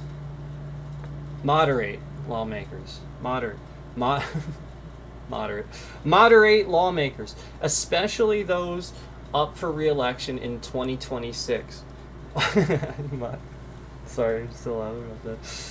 Moderate lawmakers are tired of the political damage. They're ready to vote for any deal that lets their constituents go back to work. Yes. What that means practically, if the shutdown ends under this deal, it doesn't mean the core dispute is solved. It's just postponed. That's exactly what I'm trying to say. And that's what the Democrats are trying to tell you. It didn't solve anything. That was the purpose of the shutdown. The whole point is that they're not solving anything. They're just postponing problems till later. The healthcare funding, Medicaid protections, and social spending fights will resurface in the next round of budget and reconciliation talks. In a sense, it's like pressing pause rather than stop. The shutdown will end, but the ideological battle over the government should fund, over what the government should fund and who pays for it, will still define the next phase of U.S. politics. So nothing was solved. Because everybody's just like, oh, I want it to end, I want it to end. So it happened for no reason. We were almost there. So all these people went without pay, just no reason. That's what you have to realize about what's happening. Is it's just gonna make it look really bad in the long run. You did it. You shut it down. There was a reason. And now you just went, well, it's causing all these problems, so let's not shut it down. Let's reopen it, and then now it just, all these problems ballooned. You didn't fix it, and the whole reason you shut it down in the first place was because these problems existed in the first place. So now it's just going to repeat itself. Repeat itself. Repeat itself. This is what the Republicans cause. They don't solve a problem. That's the point. The Democrats present a problem. Here's a problem. Republicans are like, we don't care. Democrats are like, you should. It's the American people. Nah, we don't care. Doesn't make us money. We don't give a shit. So then, yeah, that's the whole point. They're supposed to be budgeting with your money. They're just like, no. That money needs to come to us. They don't want to put it in the... So that's the point. And then Democrats are like, well, we have to budget these things and do this. That's what they're saying. But no, Republicans want to hold on to the money longer, because then it's budget here, it's money here, it's money here. And then, they'll just redo healthcare every once in a while and probably not do what they should. Probably make cuts, take things from it. Because the point is, they're not doing a budget. So that's what I'm saying. When a Democratic president comes in, he balances the budget for the most part. Like, that's what Clinton did. Even Obama sat here and made cuts and tried really hard to get it down. I mean, he had a huge deficit.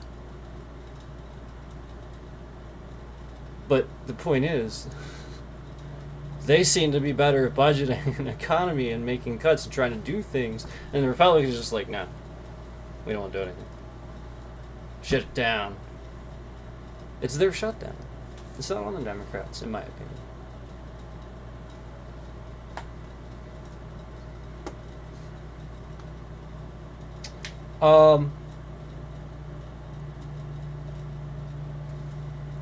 So, my next statement to the AI.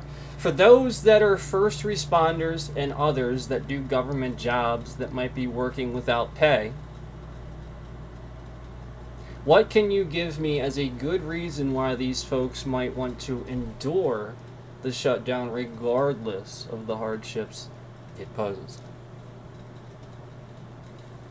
That's an excellent and very human question. It's hard to overstate how difficult a shutdown is for federal workers and first responders who have to keep working without pay. Yet, believe it or not, some of them do find meaning and resolve in enduring it, even amid the financial and emotional strain. Here's how they can make sense from their perspective. 1. Sense of duty and public service. For many first responders, firefighters, law enforcement, EMTs, air traffic controllers, border agents, Coast Guard members, their work is literally about saving lives or protecting the public. They often see their mission as larger than the politics happening in Washington. Many say things like, people still need help, even if the politicians can't agree.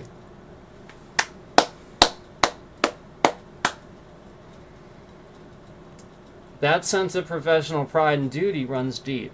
Their pride of being the people who show up no matter what, and that identity can make them willing to push through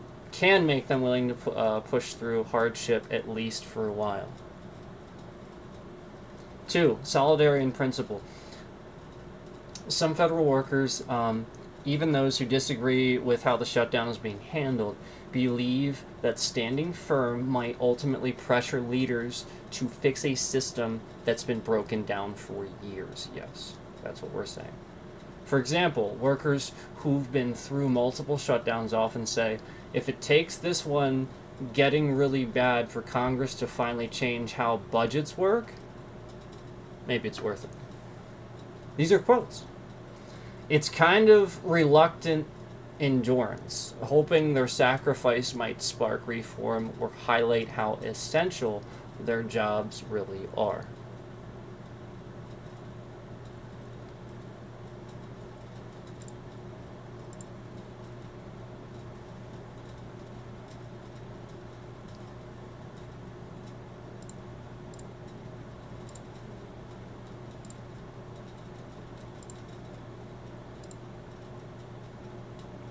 Okay.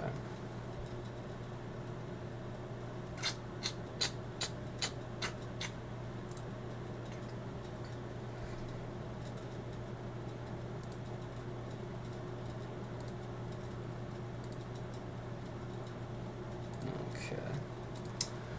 3. Protecting long-term goals over short-term comfort. Some align politically with the side holding out on negotiations. They might think, if enduring this means my family or others keep their health care, it's painful, but worth it. Or conversely, some believe, if this forces government to control spending, that's the kind of principle we need.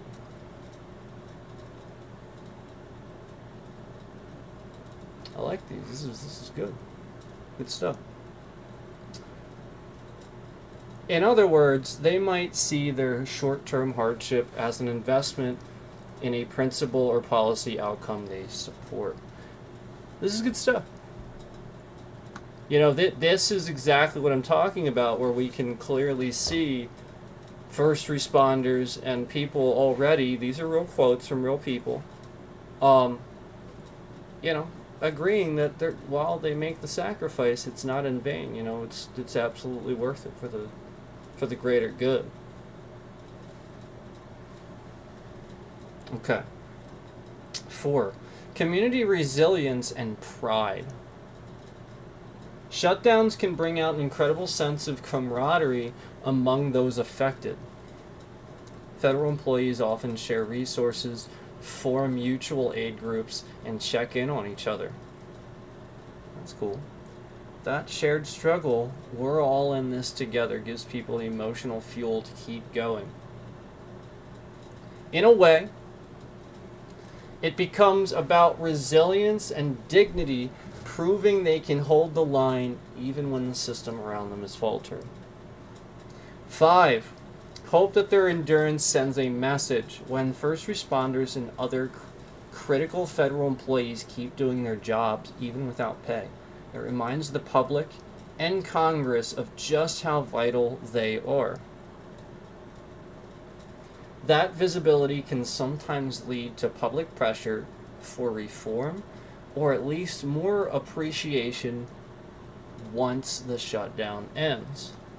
They may feel that their endurance itself is a statement. You can freeze our pay, but you can't stop us from serving. That's the quote.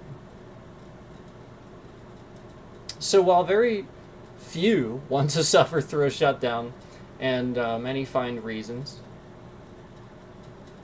moral, professional, or even symbolic, to keep showing up, it's not easy, but it's tied to the same thing that draws people into public service in the first place: the belief that their work matters even when the system doesn't seem to.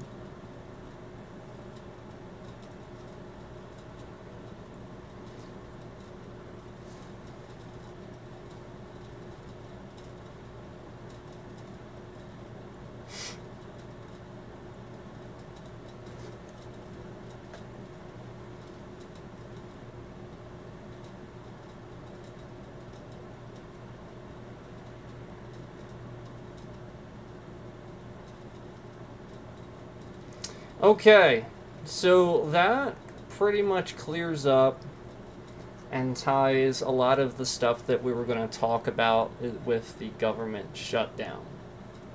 That is the end of my input there with that, but in conclusion, I think it's pretty obvious to see where you would want to fall on that spectrum. If the shutdown really truly is to stop, these lawmakers from essentially using the funding wrong, where they're not using it right, then that's what you do. It's the same thing that Elon Musk used to justify going into all these federal organizations and gutting them. It needs to stop, and all that. It's the same justification, yet you're not using it when it comes to actually, more than just like one person or a couple people saying this. No, like the lawmakers are saying this, that it actually needs to happen. You can see it. It is a recurring problem. It is happening. And yeah, flat out, this would fix it, where it would force them to come to a decision that is a more broad, longer deal. You know how he loves his deals. that would actually help the American people, instead of just constantly trying to do this, and then you just have the shutdown where Republicans and Democrats don't want to agree on what goes in there. So I think it's obvious to see when somebody's stopping that process, saying, whoa, whoa, whoa, whoa, whoa. When a stop to that process would make them look bad, you have to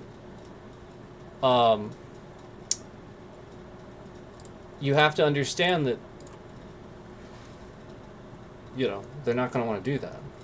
That they're really, really taking a huge leap forward to do something that doesn't make them look good, to protect and represent you.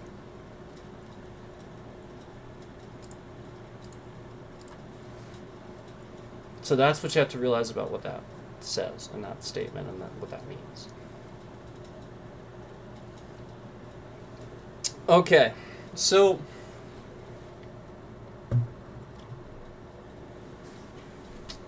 I have to take a short break here and send a couple of emails and check a few emails about some things. So don't go anywhere, please. If you want to go somewhere, then that's fine. I understand, but we have a lot to get to. We have some stuff to cover. But I have to do a couple of things here. Like I said, emails and a couple of reports here that I have to do quickly, and then I can try to get back to you as quick as I can so we can get through this. But I gotta do this, so I'll be back, and we'll talk about the rest of this. We'll start getting on to economy things of that nature, because we have to get on to those things. We've got to get on to it. Hold on,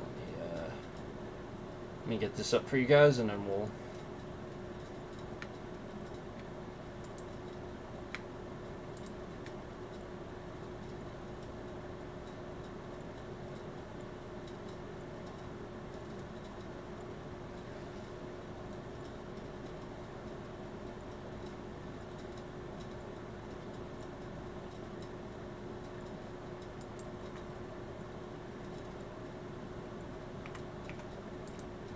Sorry.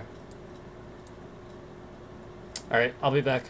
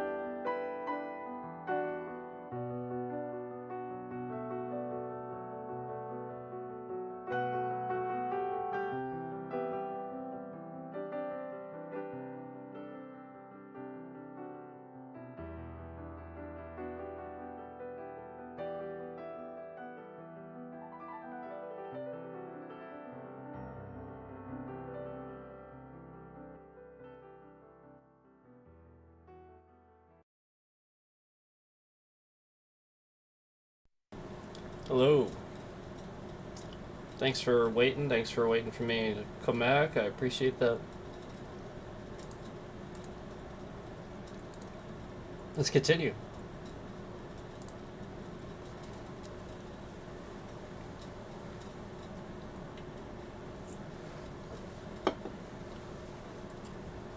So, on to the economy, folks. On to the economy. Let's change this.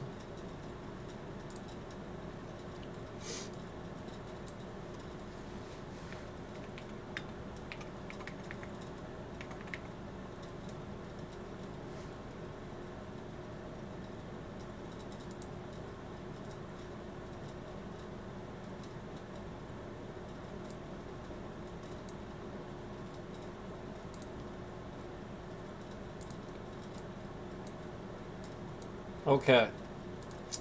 So the U.S. economy right now Let's should we be politically correct here?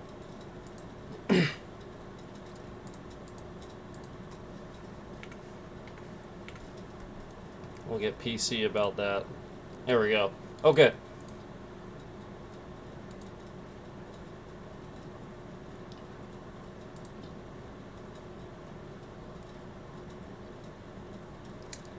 Moving on to the economy.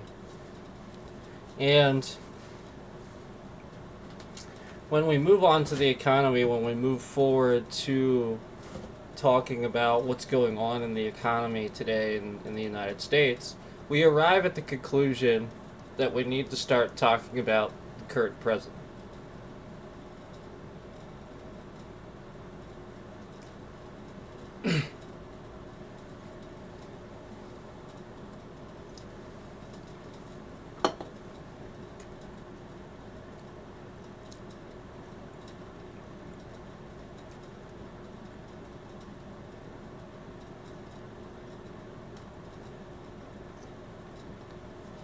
All right.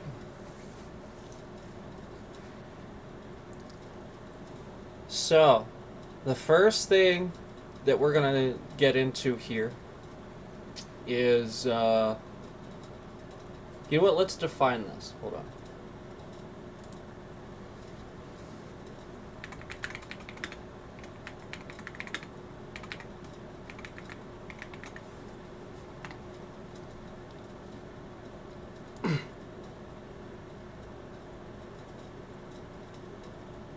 Okay, so, first of all, allow me to define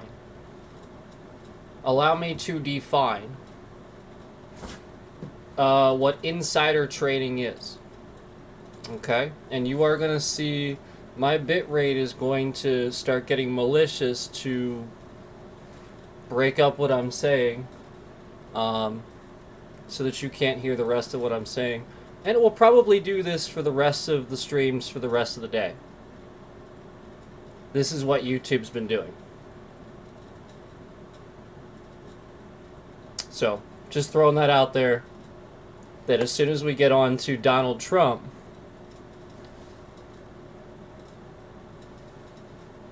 okay? This was all very general. As soon as we get on to Donald Trump,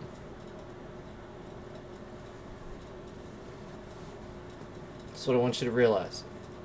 It's always that.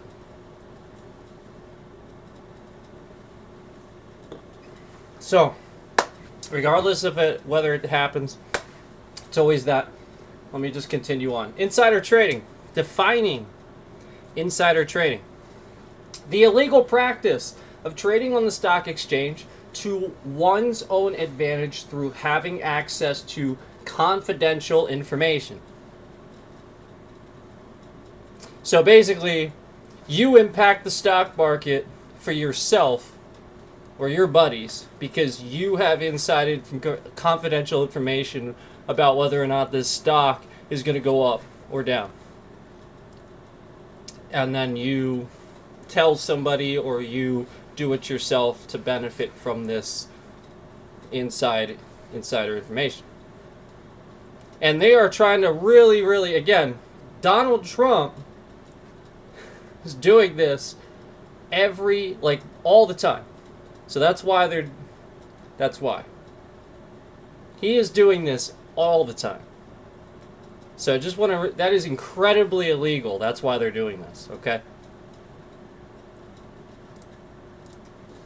So, I said to the AI, I want Donald Trump to stop his illegal insider trading. That's what I said to the AI here, and you can see how malicious it gets as soon as I say this. You know, basically, they can look at what I'm seeing. They're spying on everything I'm doing. Donald Trump is, and he's just sitting here momentarily doing things like this. His administration, and that's what you have to realize. That's what's happening here, right here. And they knew prior to this what I was going to say. They were ready. So all the way up until this point, we were fine. Now that it's about Donald Trump, all of a sudden, just like the other night, as soon as I typed Donald Trump is something in my chat, the whole rest of the stream was done. Just like when I mentioned Donald Trump previously in another stream before that, the whole rest of the stream was done too. So I want you to remember this, especially as you're watching later and stuff like that. That's what this is. This is them trying to break this up so that you can't hear it live. That's Donald Trump trying to break up what I'm saying. Because, again, he's not right about everything. He's wrong about everything.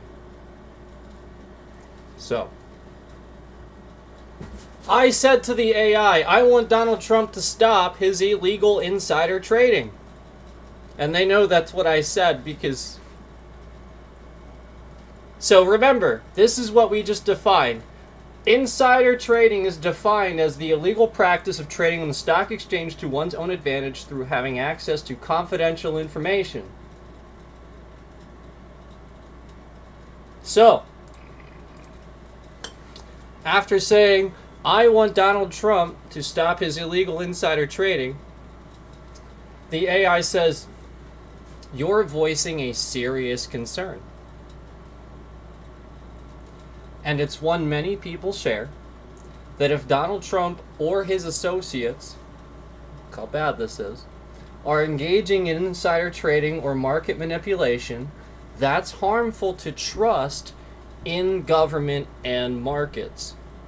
Whether you believe he is or isn't, here are some important facts, then steps you could take if you want to help push for accountability.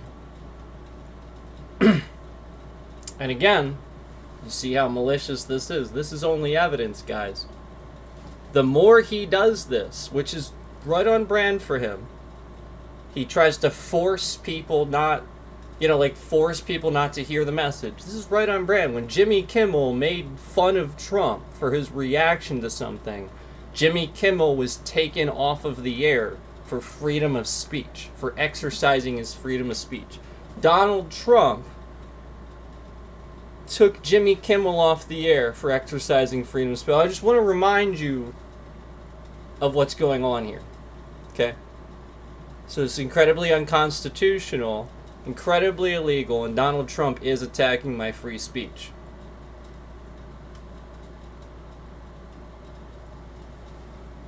So just wanted to remind you of that. Okay, before we proceed. Because remember, this bit rate was fine until we started talking about Donald Trump. So I hope that you're watching after the fact, or you know what you have to do to make sure you can see the stream. But anyway, we're gonna press on and we're gonna talk about this regardless, because this is just Donald Trump trying to silence. And we have to press on. I see views being removed too, live. We have all these thousands of viewers. 165 views have been counted on the stream. 165 total views have been counted on the stream. You see the thousands. Okay, that's what's been going on here. So anyway, here is, I said I want Donald Trump to stop his illegal insider trading. You're voicing a serious concern. Yeah. And it's one people share that if Donald Trump and his associates are engaging in insider trading or market manipulation, that's harmful to trust in government and markets. Whether you believe he is or isn't, here are some important facts and steps that you could take if you want to help push for accountability. I know I read that before, but I want to ingrain what we're talking about here, because Donald Trump regularly is doing illegal things on the stock market. So we already defined what insider trading is. Here we go. What we do know. There have been credible calls from lawmakers for investigations into whether Trump or his circle may have engaged in insider trading or market manipulation. For example, his announcement of tariff pause that preceded a market upswing. And this is Time magazine. That this is cited from Senate Banking Committee and The Independent. Experts say proving illegal insider trading in the case of a president or high-level public official is very difficult. It requires showing that non-public material information was used and that trades were made on that information. And that's citing PBS. There is a related case in 2024. Some investors pleaded guilty to insider trading in connection with merger of Trump Media and Technology Group, Trump's company, with a blank check company, though Trump himself was not formally charged in that case. That is cited from 4 different articles: CNBC, WDSU, Reuters, and AP News. So Donald Trump, like these people pleaded guilty to insider trading in Donald Trump's company. And Donald Trump wasn't charged. It's his company.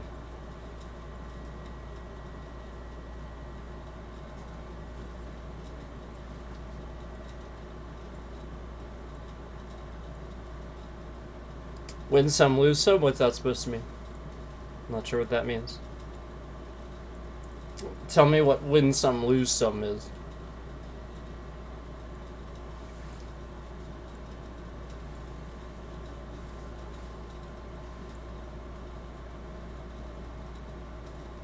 Illegal insider trading. If you are doing insider trading, this is illegal. There's a good reason for it. Because you could just sit here and rip everybody off. That's the point. You have insider information, the stock's going to move because you caused it or you impacted it. It is incredibly illegal for good reason.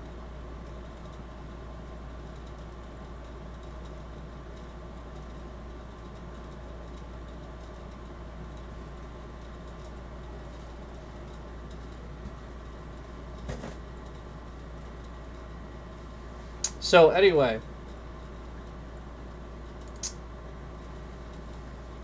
experts say, oh wait, I already read that. I'm sorry. What we don't know, what remains unsolved. No definitive legal finding currently holds Trump personally accountable for insider trading, at least as the latest public records. The threshold for proving it is high. Again, remember, people from his own company, Trump Media and Technology Group, pleaded guilty to insider trading, and Donald Trump himself sits here and tweets, hey, make sure you buy this stock. It's going to go up. It's going to go up. Because the whole point is he's threatening terrorists for this, this, and this, so he knows it's going to, he knows it is or isn't. So if he threatens a tariff and does or doesn't do it, based on what he threatens, he can impact that stock. That's the point. So I don't get saying that because that's pretty definitive. Like him tweeting it, Xing it is pretty definitive. That's public record.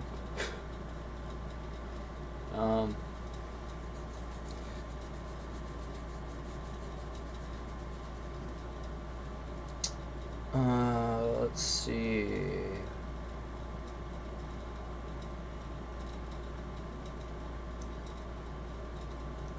It says, why your concern is important market fairness. If those with government power are using inside info or policy changes to profit, it undermines investor confidence in the principle of a level playing field. public trust. Government officials have a fiduciary and ethical duty to act in the public's interest, not private gain. Suspected misuse of that power chills democracy. I mean, that's literally nonstop what Republicans are doing, so.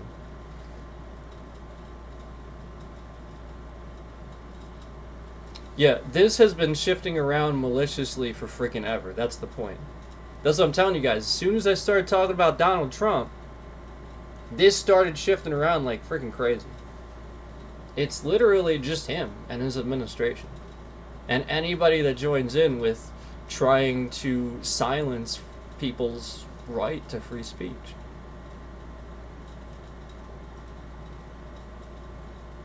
So that's the point. The people on the platform behind the scenes. That's the point.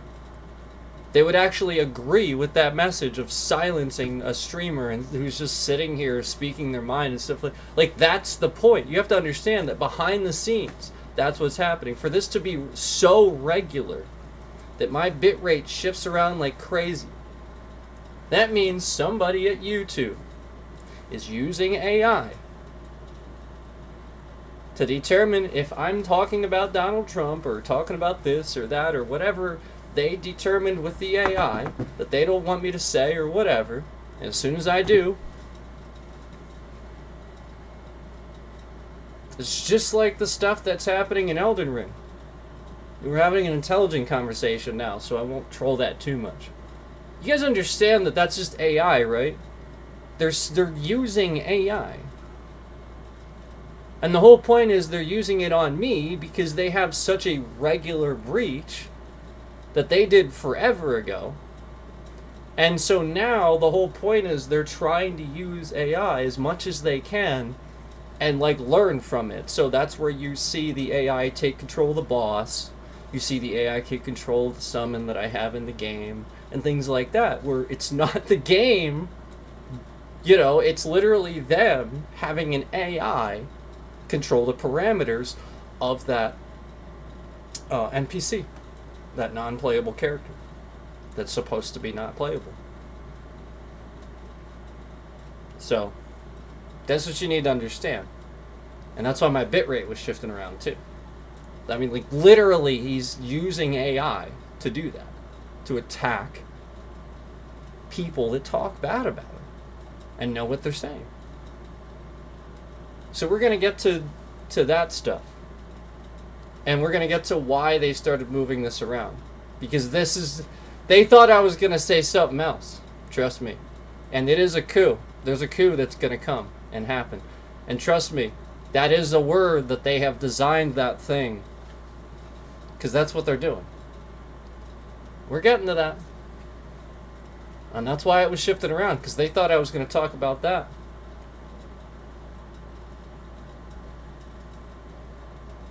So yeah, and that's what we're saying. That's what he's saying in chat here. I keep having to refresh. They are really targeting your stream, Seafood. Yeah, that's what I've been trying to tell you guys.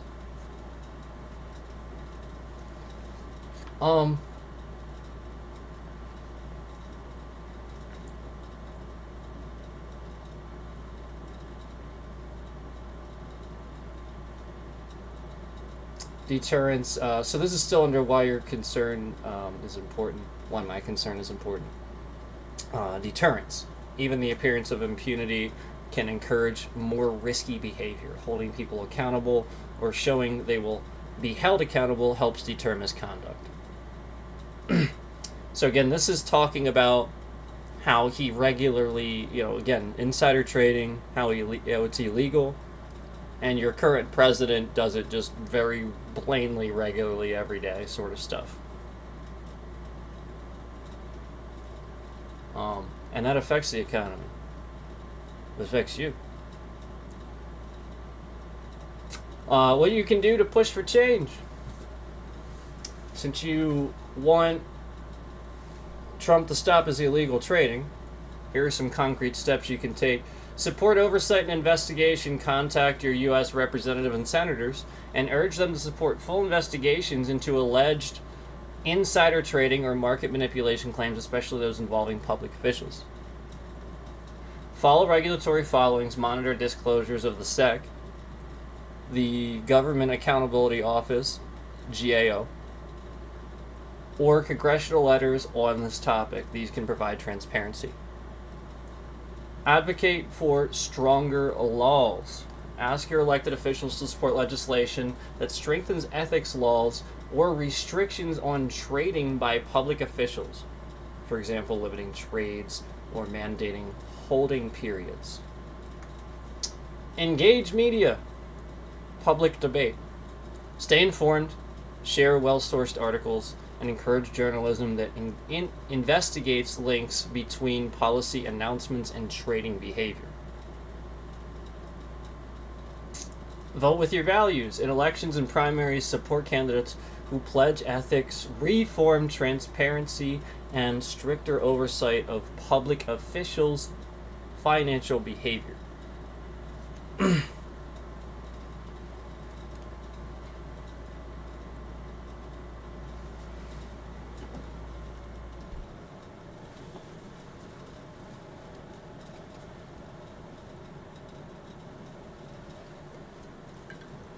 Excuse me.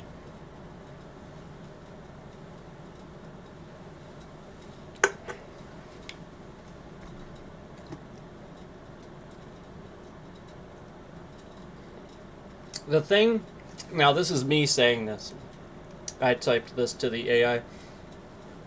The thing that's really criminal about this is that he can sit here and make money off doing that, and meanwhile Americans take the cost of his tariffs that he loves so much that he is forcing on other countries.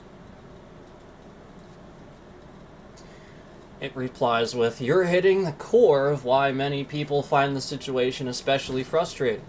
The combination of personal financial gain and policy decisions that hurt ordinary Americans. Let's unpack why this is so concerning." 1. The potential conflict of interest. If it's a high-level official, including a former or current president, profits from policy decisions or announcements like tariff or trade deals, it raises a classic conflict of interest. The official could be seen as making decisions that benefit themselves rather than the country. Even the appearance of this erodes trust in government institutions. In Trump's case, critics argue that tariffs on imports can increase prices for U.S. consumers while simultaneously potentially benefiting companies he is associated with, or even investments he might hold.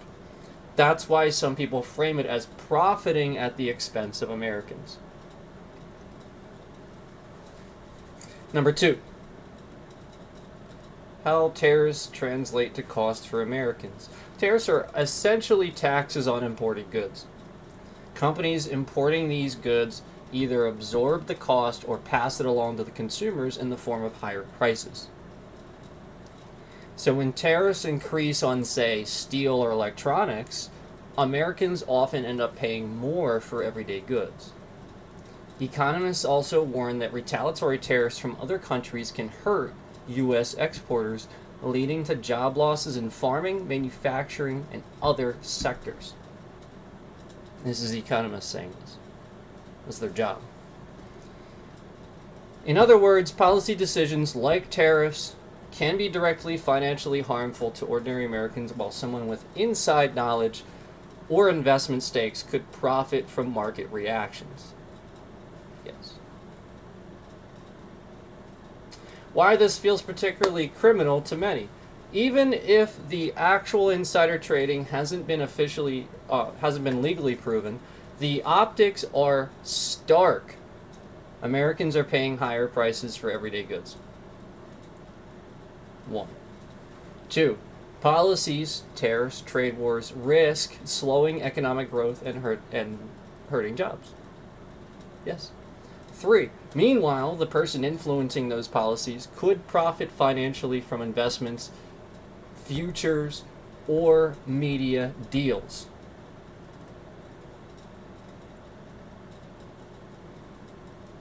That combination, personal gain, policy harm to others, and concentrated power is exactly the kind of scenario ethics rules and financial regulations are designed to prevent. Yes, it is. It's exactly what it's designed to prevent. Structural safeguards. There are laws designed to prevent this. Emoluments clause bars U.S. officials from profiting from foreign governments. SEC rules and insider trading laws prohibit profiting from non-public market moving information. Ethics agreements. President, cabinet members, and other officials often use blind trust and divestitures to prevent conflicts. Interesting. The problem is that the enforcement is politically complicated at the highest levels, especially for a president or former president. Yeah.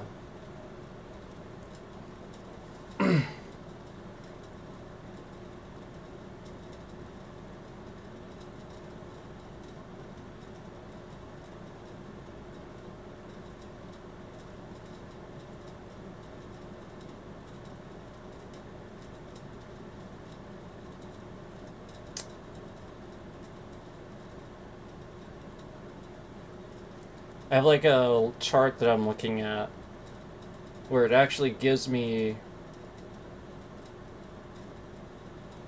there's like literally 6 different, even though even so much as the White House fact sheet itself, there's 6 different articles here crediting this table that it gives me where it shows flat out times Trump imposed a tariff, and then because of that there was a reciprocal tariff that, again, just cost you more money essentially. So that's what it's doing. Like literally, just so many examples here of it happening.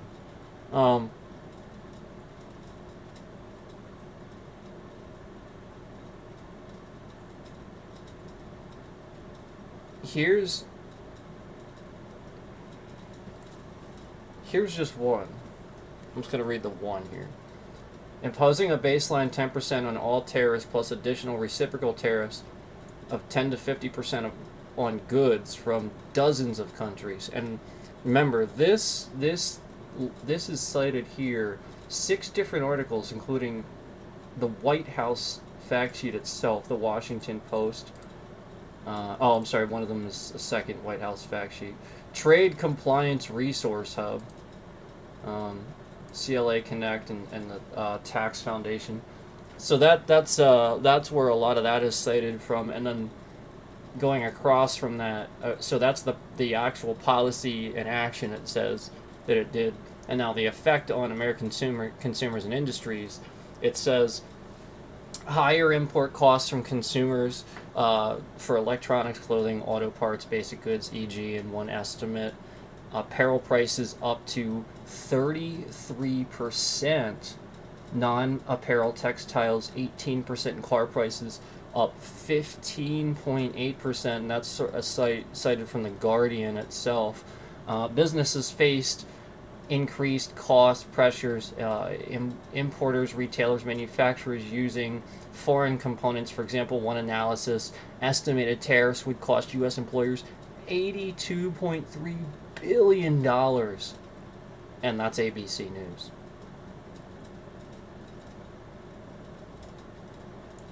ABC News article, July 2nd, 2025, analysis shows Trump's tariffs would cost U.S. employers $82.3 billion.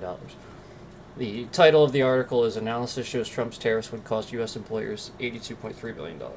July 2nd, 2025.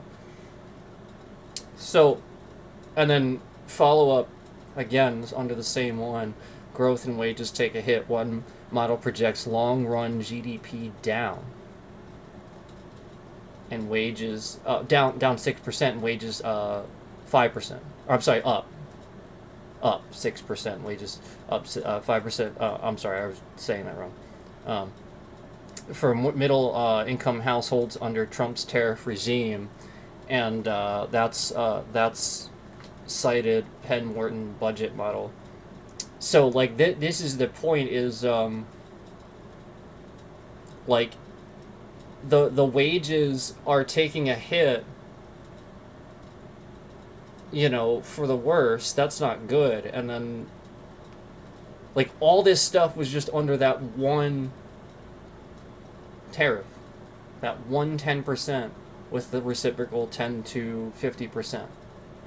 All that as a result of just that one, that. Just that. So you really can't, like, there really is a lot of, you can't calculate how much could possibly happen. You can start to, this is the start of that. But the whole point is, that's just what we can calculate. Think about all the stuff that's going to happen that you can't calculate, that, oh my gosh, this is going to happen, this is going to happen, just because you're imposing, forcing a whole bunch of stuff that costs money, costs people money. You know, budgeting is important. We're proving that with the shutdown. That's the point. Anyway,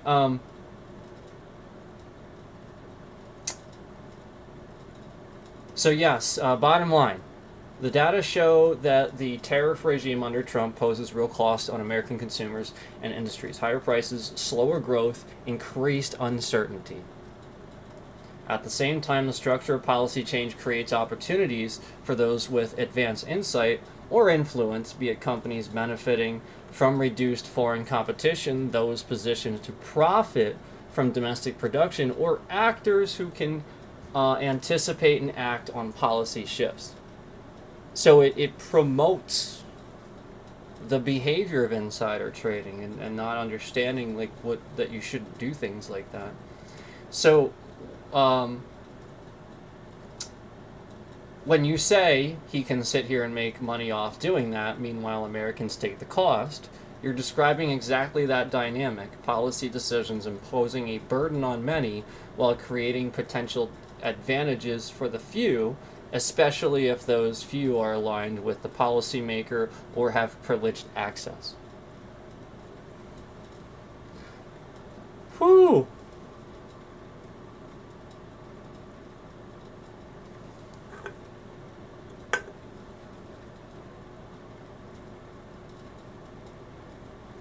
I'm gonna grab another drink here really quick. Right there.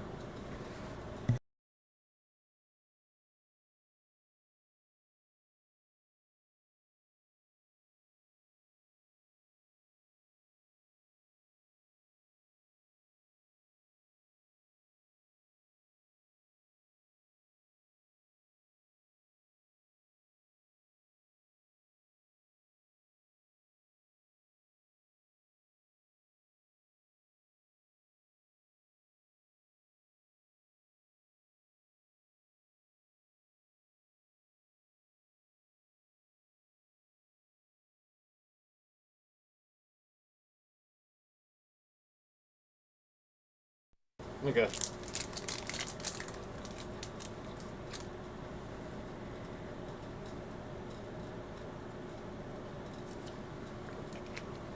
Okay.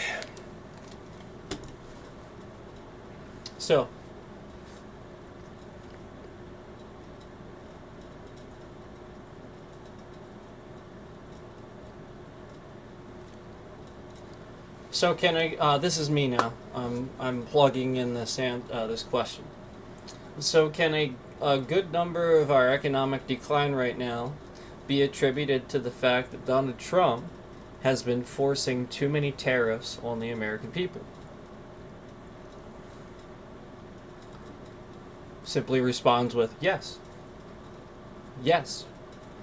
Tariffs have definitely contributed to some of the economic headwinds the U.S. is experiencing, though they're not the only factor. Let's break it down carefully.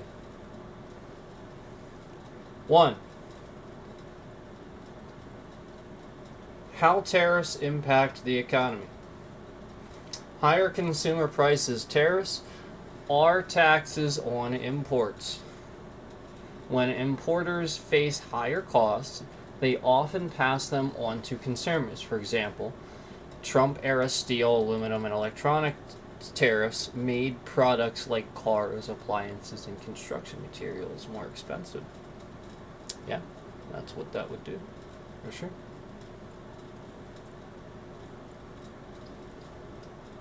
Um,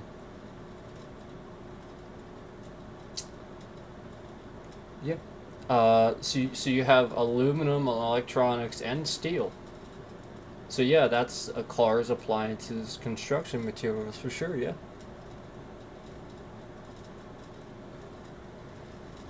Increased business costs. U.S. manufacturers using imported components, electronics, metal, chemicals, face higher input costs that can slow production, reduce hiring, and increase prices for customers. Retaliation from other countries. Countries affected by the U.S. tariffs often impose their own tariffs on American exports. This reduces demand for the U.S. goods overseas, hurting farmers, manufacturers, and exporters. Supply chain uncertainty. Tariffs create unpredictable cost fluctuations, causing companies to delay investments, stockpile goods, or restructure supply chains, which slows economic growth. Yeah. So, do you remember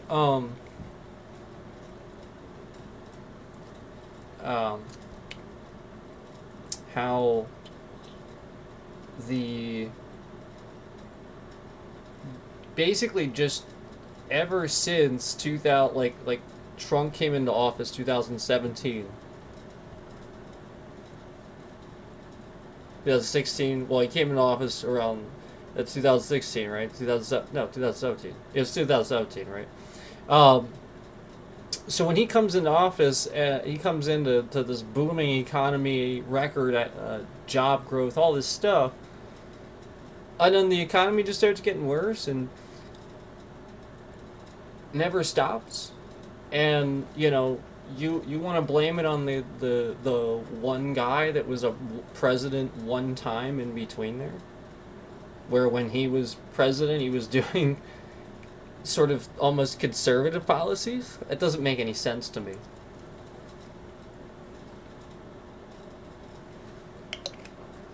If anything, that's why Democrats started acting the way they were with Biden, because he was... Anyway, that's a different conversation.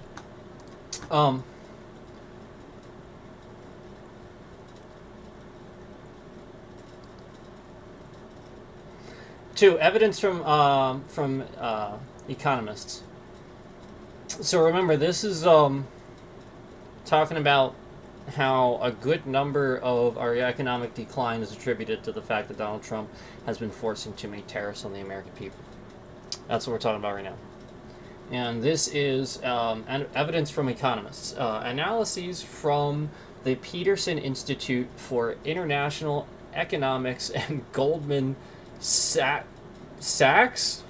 Goldman Sachs, right? That's how you say that name? Goldman Sachs? That's a name. That's his name, right?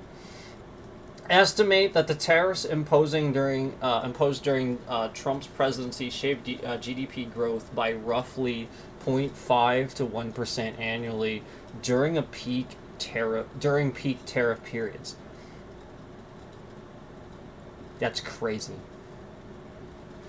Annually. You have to realize annually. This is what we're saying annually here. So it's raising it by 0.5 to 1% annually. Every year it goes up by that much. So by the time he's left office, he's raised it by potentially 4%. Ugh. Rough. Consumer prices in affected categories rose significantly. For example, household appliances, 15%, aluminum products, 18%, automobiles, 10 to 15% in cumulative impact. Some industries benefited. domestic steel producers, some farm sectors, but the net effect on the economy was negative because higher costs spread across millions of households and businesses. So yeah, like you're gonna have some here and there that you can talk about, but millions is you listen to that. That's like that's the sort of thing where it's like, okay, once we start talking about that, that's affecting too many people.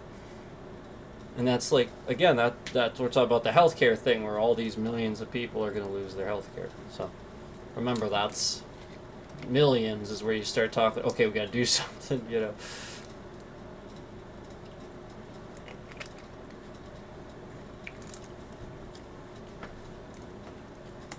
Because that's when you can say, okay, that's credible. It's credible data then. That's a lot. 3. Contextualizing other economic factors. While tariffs are a material contributor to economic stress, other factors also matter. Inflation from post-pandemic supply-demand imbalances, we're going to talk about that a little bit. Rising interest rates from the Federal Reserve to curb inflation. Global events like energy price shocks, geopolitical uncertainty, or foreign recessions. Consumer and business sentiment sometimes worsened by political instability or government shutdowns. Yeah. Like what we were just talking about. So tariffs are a significant factor, but they interact with other pressures like shutdowns. They amplify costs for consumers and businesses and can be blamed for at least part of the slower growth, higher prices, and trade sector weakness. Bottom line, you can reasonably say a good portion of the economic slowdown, higher consumer costs, and sector-specific stress can be traced to Trump-era tariffs, especially on metals, electronics, and Chinese imports. But it's not the only cause. It's part of a broader set of domestic and global economic pressures. Domestic and global. So remember that. It's not just outside. It's domestic and global. Let's see here. So yeah, let's talk about this. This was my follow-up on this is what it was post-pandemic thing that it mentioned here. Okay, so this is my follow-up here.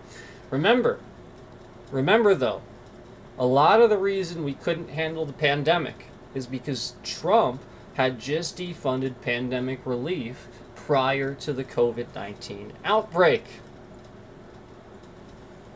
So again, if you defund this thing that's in the budget specifically for that, and you just defunded it, there's no money for it. So it just costs you a lot of money. So he took that money that was for that and took it out. It just done that. That's my point. And then we had a global pandemic. It responds with, exactly. That's a critical point that often gets overlooked in discussions about economic and public health outcomes during COVID-19. The Trump administration's prior budget and policy decisions set the stage for a weaker pandemic response. Here's a breakdown. 1. Defunding and dismantling pandemic preparedness. In 2018, the Trump administration proposed and implemented cuts to the National Security Council's Global Health Security Team, which was responsible for pandemic preparedness. Yeah. Funding for the Pandemic and All Hazards Preparedness Act, PAHPA, and related programs was reduced or redirected, weakening the country's stockpile and response infrastructure. Key advisory positions for epidemic preparedness were left vacant, and expertise was lost when teams were dismantled. Number 2, So,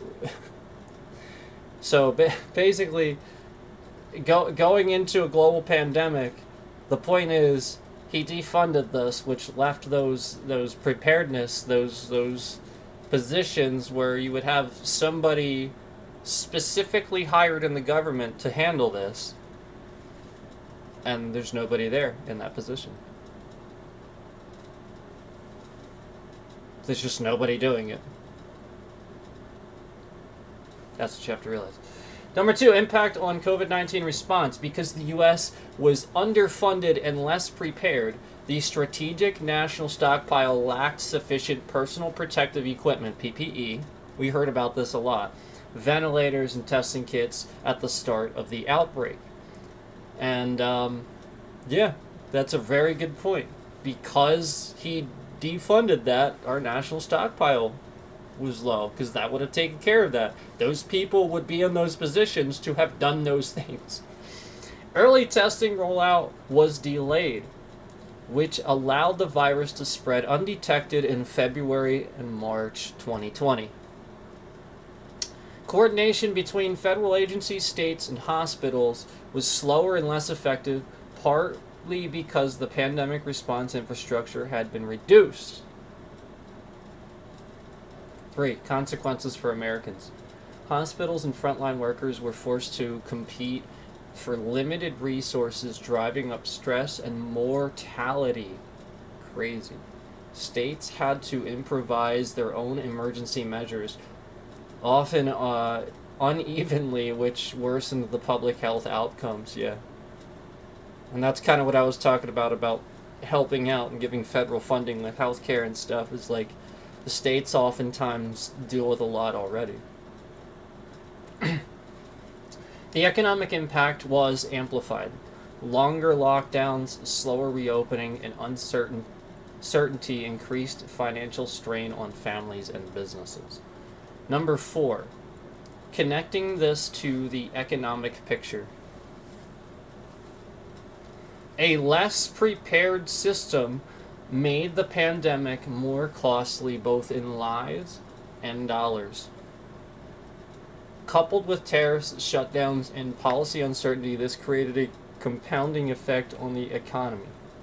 Slower growth, higher unemployment in affected sectors, and increased costs for healthcare and consumer goods. Essentially, poor prior investment in pandemic preparedness exacerbated every subsequent policy shock, including COVID-19's economic fallout.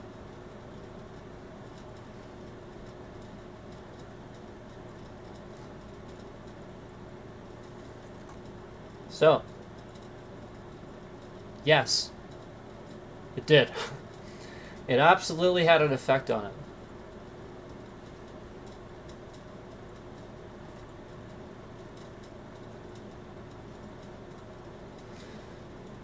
Okay, so let me run to the bathroom really quick, just really quick.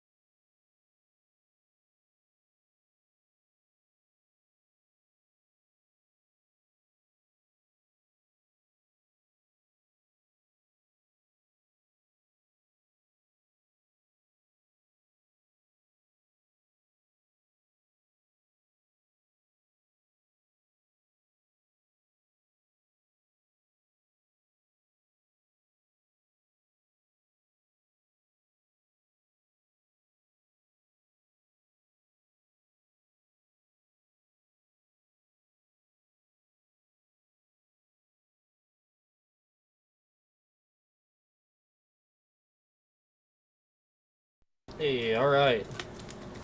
Sorry about that. Thanks for waiting.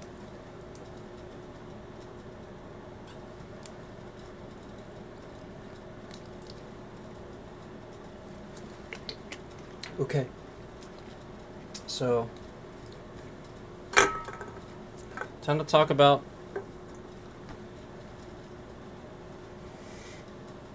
the thing that probably was causing the thing that they're aware of. Because they are monitoring your internet and everything that you do with it. So they knew I was going to talk about this, and they're aware of the answers and of what it said. And then it looks bad, makes them look bad. So therefore they were in here. It just makes it look even more guilty when they do that. So keep that in mind. So here was the question. Here it is.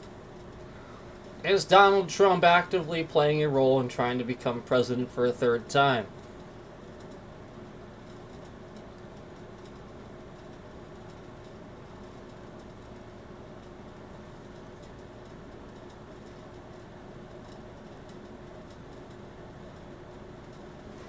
Here's where things stand regarding Donald Trump and the possibility of a third presidential term.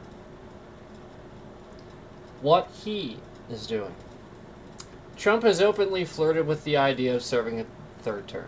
He said, for example, "I'm not joking about trying to serve again."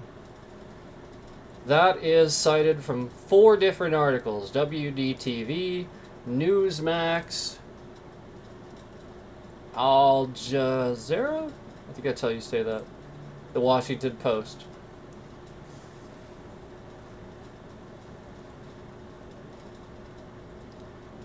He said that he would love, quote, would love a third term, and has indicated that he has very strong poll numbers. Which he doesn't. That is a third, that is 3 different sightings that has. Salon.com, Euronews, and that Al Jazeera. I hope I'm saying that right. Sorry if I'm not. Jazeera, maybe. I don't know. Hope I'm saying that right. The Salon.com, though, has it quoted. Looks like a pretty good article. And that was published October 27th, 2025. So that's very recent. You can go look at that one. I'm looking at it right now. Let's see. That, and it's called, the title of the article is literally just called "Trump Says He Would Love to Run for Unconstitutional Third Term." So anyway, merchandise and campaign style branding, Trump 2028 hats have appeared, suggesting that both he and his supporters are entertaining the idea of him returning in 2028. And that's why I've talked about it. That's what I keep seeing, is that, people are just saying stupid stuff like that. Where, even with Obama, we accepted the unfortunate side that, no matter how successful he is, even if he's really, really good to the country, there needs to be somebody else that takes over. You shouldn't let somebody run it forever, or again, you're just going to have the example that their opinion always rules. So they're just going to be further justified the longer they are in power. You can't allow that, just as what's happening in our government.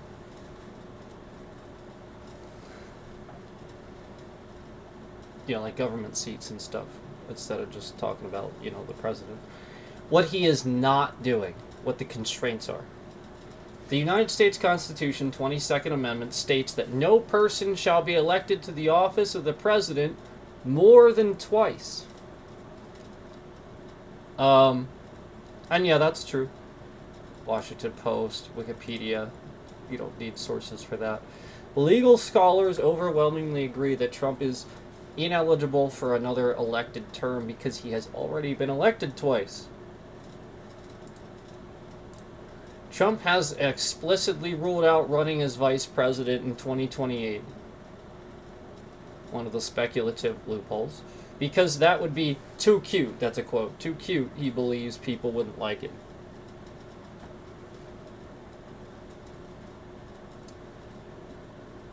Even his own party leadership, e.g. Mike Johnson, House Speaker, has said he doesn't see the path for Trump to stay in office past the 2-term limit. Now, this is what they're saying. This is what they're saying.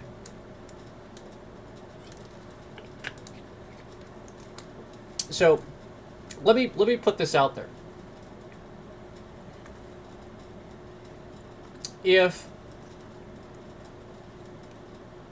somebody is going to be in office a third term, like, this is an unconstitutional thing. We know it's a really, really, really, really bad thing. You know, like you know, like if that Republican were asked if Obama were going to be in term a third time, do you think he would respond with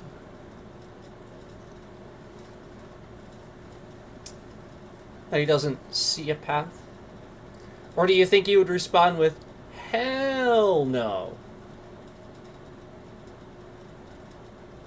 So whenever I hear a Republican give a different answer than they would give for a Democrat that's in office, you have your answer. Where, shit, that's probably going to happen. Because he's giving a different answer. He's not just giving the simple no. No. No. Trump will not run a third time. No. He's saying he doesn't see a path. That's him not answering. It's not no. That means if it happens, he doesn't want you to hold him accountable. He doesn't want his words to be used against him. Because otherwise he'd say no. Because remember, if it were about Obama, he'd be like, hell no. Right?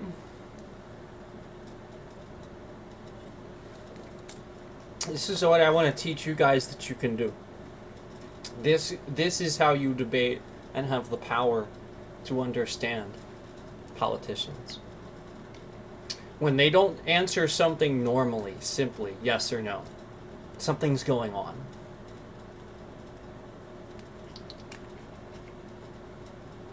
You know, when people in the Trump administration are grilled in front of Congress about certain things and asked questions, and instead of answering the question yes or no,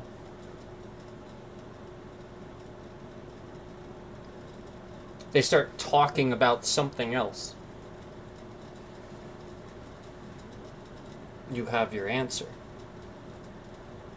It's whatever the worst is that would make that person look bad.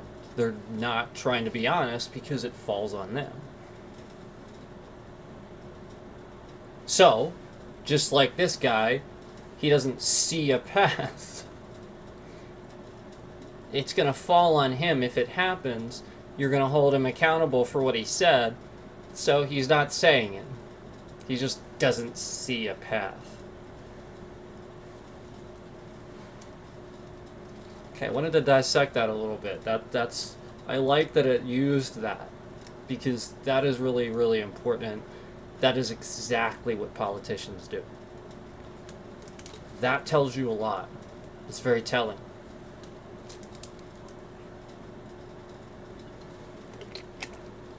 Okay.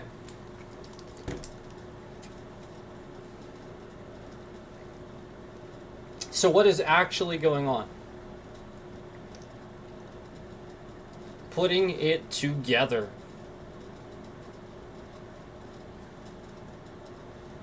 Putting it together. Trump is actively keeping the idea alive. serving a third term. He's signaling interests in his camp, and his camp, not in his camp, and his camp, is engaging in discussion around future possibilities. But from a legal and constitutional standpoint, the route for a third elected term is currently blocked by the 22nd Amendment.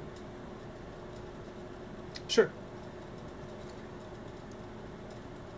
Most of what's happening appears to be exploratory, rhetorical, rather than a fully launched campaign for a third term, because the legal obstacles remain significant. There are loopholes that they can do, but we're not going to get into that. One of them involves, like we already said, him running for vice president and just getting reappointed. But you know, we're not going to get all into that. That's maybe another day, but I don't know that we'll necessarily get into that. I want to talk about what's happening. My assessment, given the facts, Trump is preparing the terrain for future ambitions, 2028 or beyond, maintaining his relevance, building narrative momentum. But he is not, at least not publicly in a fully formal way, launching a conventional campaign for a third term with a clear structure, because the constitutional barrier remains.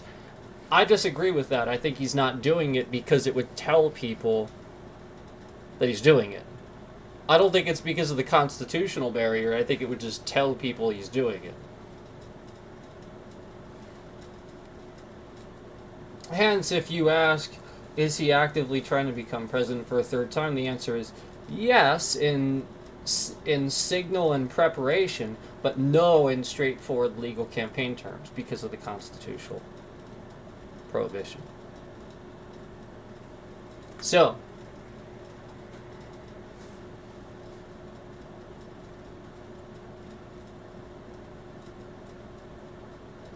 prohibition? Why does it say it like prohibitation? I would say prohibitation.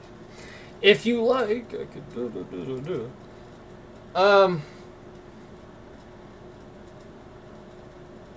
The question is, do you think Trump is flirting with the idea to see how plausible it is he could actually get away with it? There's my next follow-up. Yes, it says. Yes, that's a very plausible interpretation and aligns with how many political analysts read Trump's public statements. Here's the reasoning.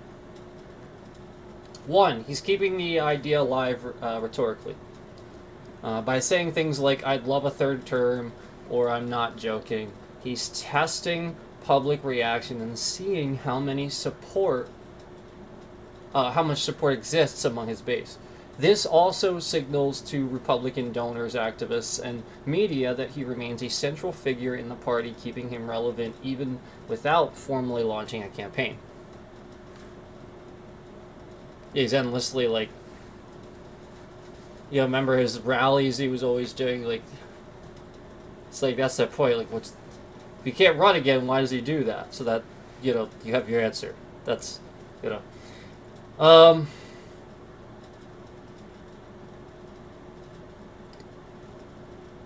he's exploring boundaries of plausibility. U.S. Constitution, 22nd Amendment clearly bars a third term, but Trump is known for pushing legal and political boundaries.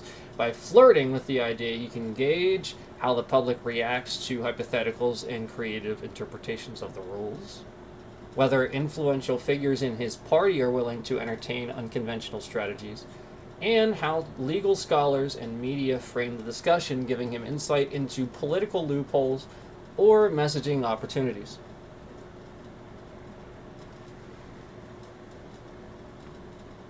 Three, it's a political tool, not just a legal plan. Even if there's no realistic plan to a third term, the perception of possibility serves multiple strategic purposes. Keeps his name in the news, forces his opponents to engage with him politically, energizes his base by suggesting he's thinking beyond conventional limits. Bottom line, Trump's statements about a third term seems less about actually plotting to bypass the Constitution and more about testing the waters, shaping narratives, and consolidating influence. Yeah, for sure. That's a very, very, very astute, um, you know, bottom line.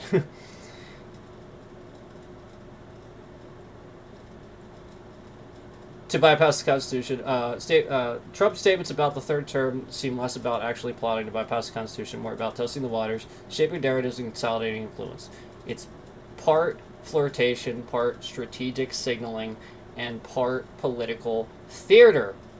Classic Trump style.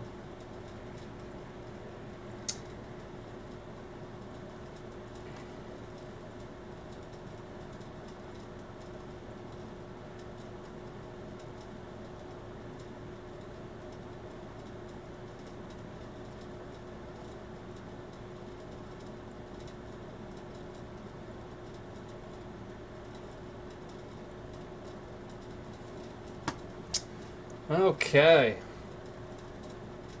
So, I think I'm just scrolling around here. I think we've gotten to everything that we asked the AI here.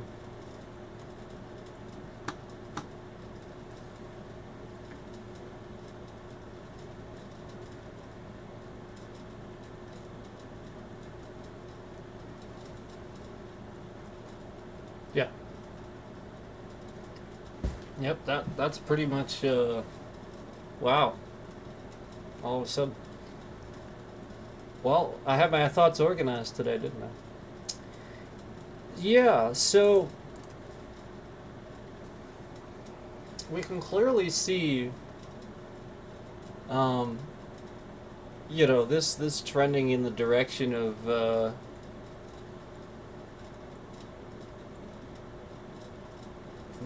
basically what it has been the whole time he's been in office, where they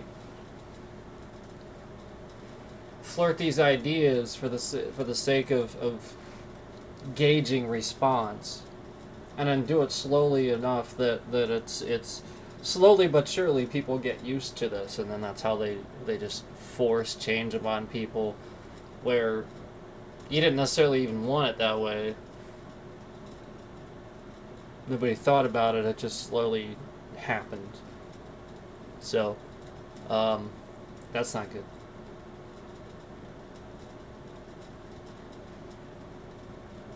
You get what I'm saying? That's a pretty pretty basic summary of what's been going on, and I think that's pretty much it, guys. I think I think we could call it there for the most part. I just really wanted to get to some of this stuff, um, and you can see I'm being attacked for it. Like, there's no reason my bitrate should shift around so maliciously every day that I can't even do a stream that people can watch live. Well, obviously the point of doing that is to remove views from all the people that are watching now. Like, obviously we know all the thousands of views that were in here and stuff like that. Like, you guys saw all the viewers that were in here earlier. Yeah. Let's see. Yeah, peak concurrence was 5,441. And YouTube has counted 168 of the total views. They've counted 168.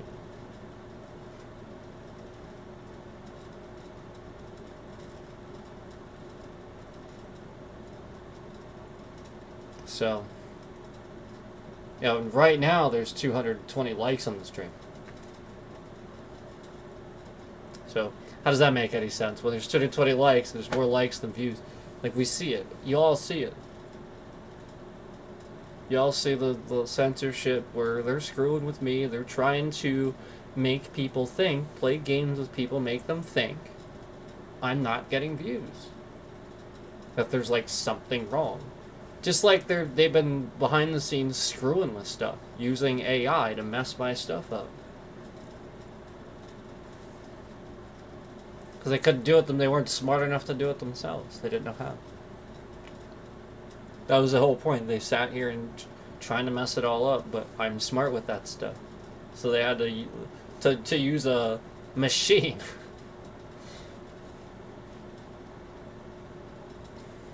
Of course, that's gonna win.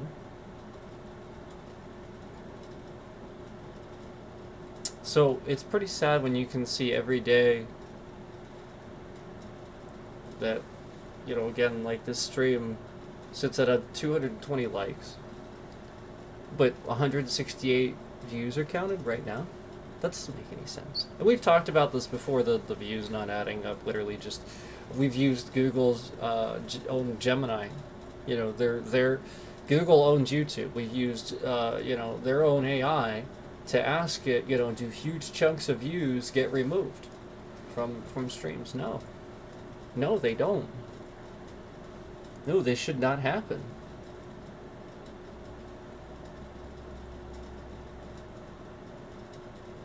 So, you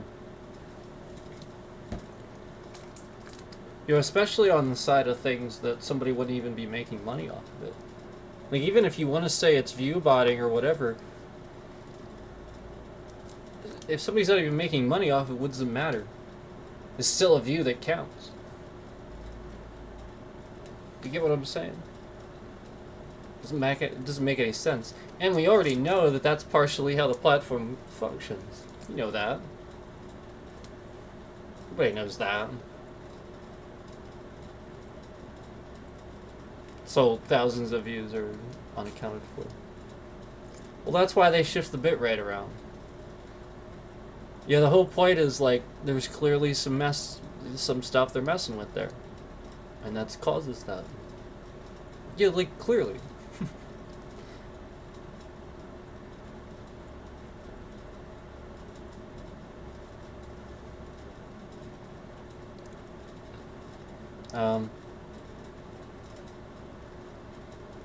People really do look forward to the streams that I have, the gaming streams, these streams, and stuff like that.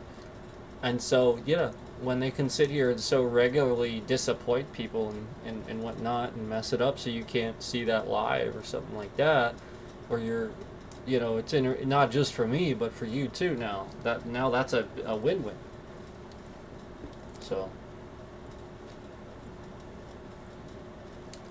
So yeah, that's what we've been seeing from my side of things lately. We've been talking about that, you know, just the stuff that even happened just yesterday. And has been escalating and getting worse. You know, every night, just after a certain time, my bitrate, doesn't matter if I go live or not, the bitrate, my channel, somebody's in there doing something they shouldn't be. Because the moment I start, the bitrate is so malicious, nobody's gonna even see it. Nobody's gonna be able to watch that stream. And that's obviously, when it's that malicious, it's obvious for that, because I can go on the channel, I can go on YouTube and see all these other people live with thousands of viewers and stuff like that. Especially channels with even less subscribers than me. And they're not having a problem. And then I do my internet test. It's not my internet, obviously. And even if it was, that's a pretty maliciously low bit rate to even be internet, you know. So, that's been every night, just after a certain time.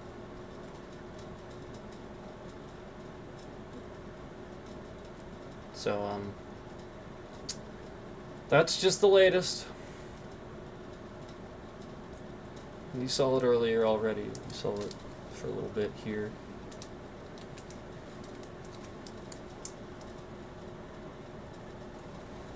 Alright. Well, that's gonna probably just about do it, guys. I'll if anybody has any questions, feel free, but I don't think so. I don't think we have any questions today. I think today was pretty straightforward. And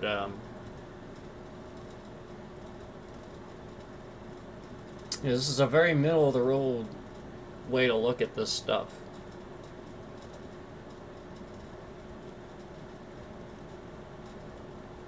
Yeah, the whole point is that you need a voice and you need to govern it so that it's budgeted and it's taken care of.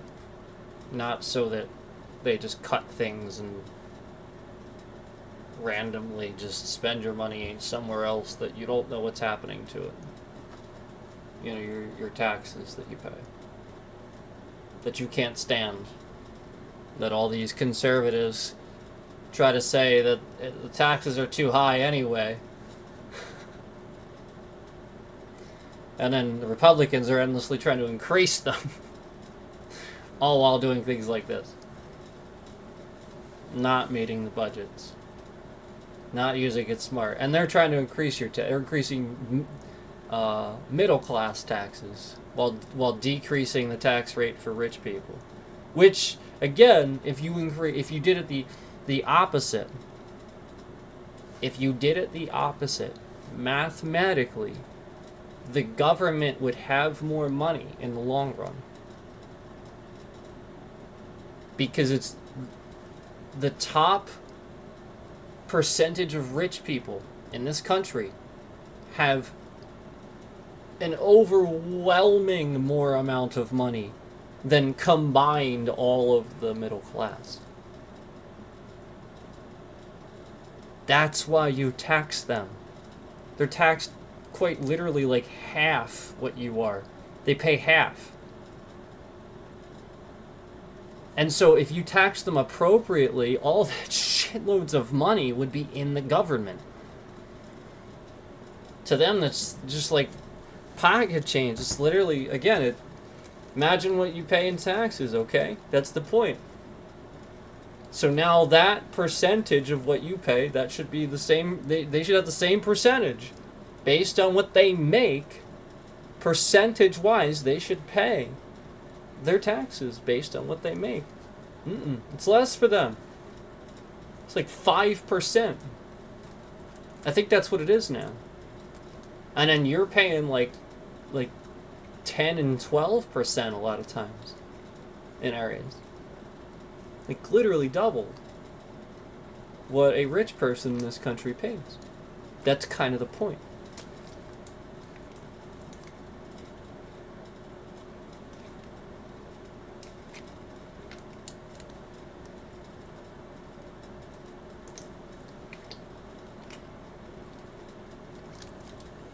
Let me ask, why are you asking? Playing anything? This question makes it sound like, I'll be honest with you, like, I've had this thing going on where, like, I get why you're asking. But you have to understand that, the reason I don't have a schedule is because people have been screwing with me. You know, the numbers don't add up, the bit rate shifts around as you saw earlier. This is why we don't. Like I would have loved to make a schedule and just honor that by now. But if I start doing that, this tells the people when I'm getting ready, it tells them when they can start looking at what I'm doing, and then they'll have a much easier idea of what I'm playing, when I'm doing it, and they can be ready for it. And they're going to seriously mess that up. That's why I get about an hour to 2 hours in, and then the stuff starts. So, like, again, this is why I don't typically answer direct questions about that stuff, and why I can't have that set schedule, because somebody has been sitting here doing this, and ruining that. I wanted to do that so many times, and have tried to do that so many times, but that's what happens. You know, I put all this effort into it, I plan something, everybody's there, and the whole thing gets messed up. Even the Halloween stream, the most recent Halloween stream, I didn't tell you guys. I in fact told you guys I wasn't going to do that. And then I showed up, and then conveniently again, the whole rest of the stream was ruined. Nobody could even watch it after a certain point. The bitrate was so malicious, it ruined the stream, and I had to stop. So.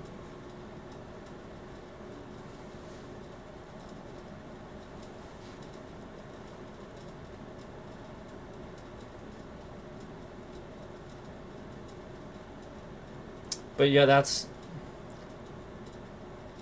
good. As long as you get my point, like, I just can't, that's why, because this person very consistently keeps doing this. So. And, you know, like, the whole point is that,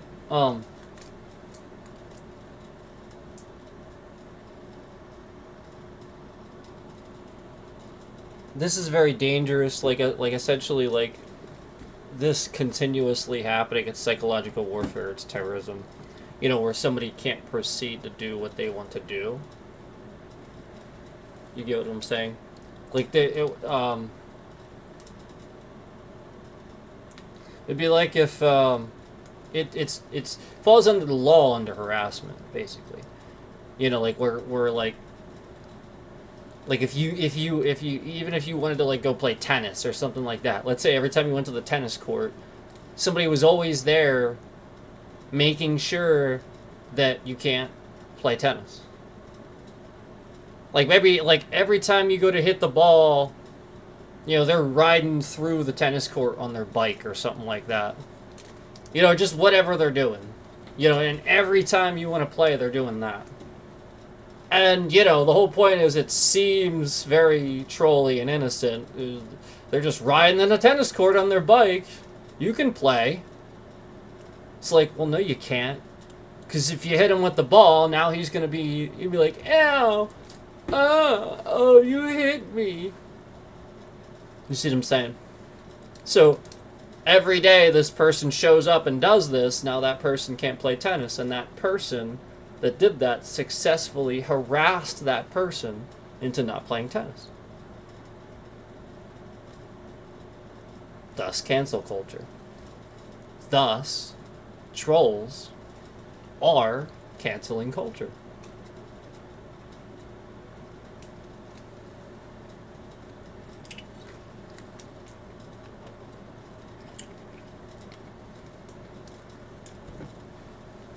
Okay? So, you know, the point is that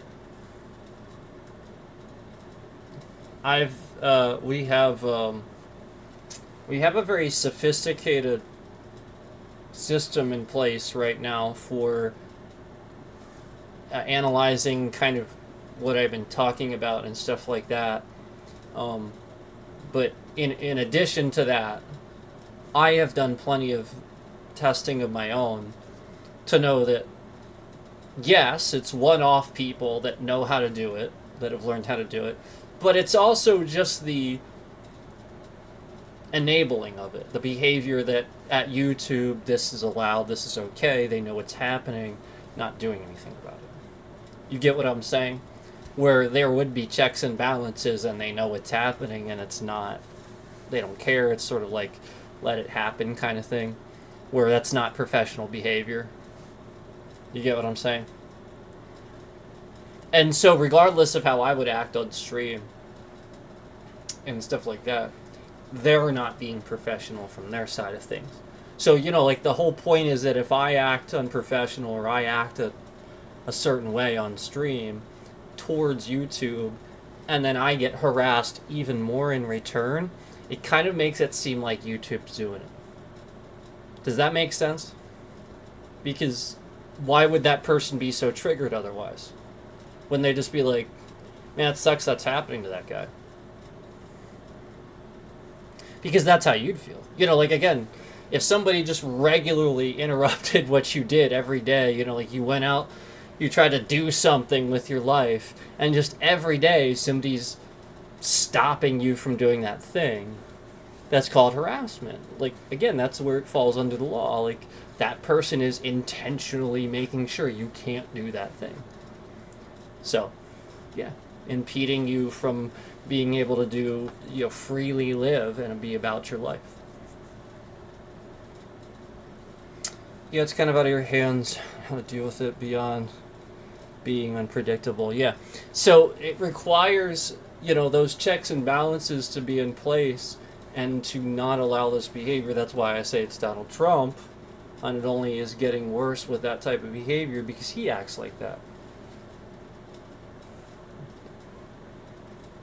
And anything I say bad about him, that typically causes this to shift around.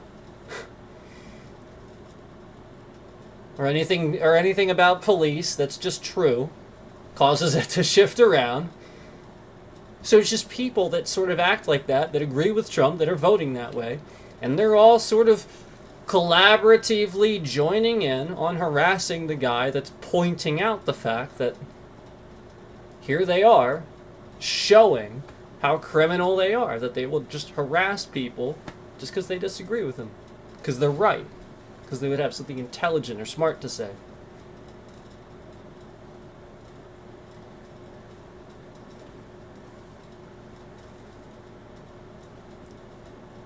And then you see my point.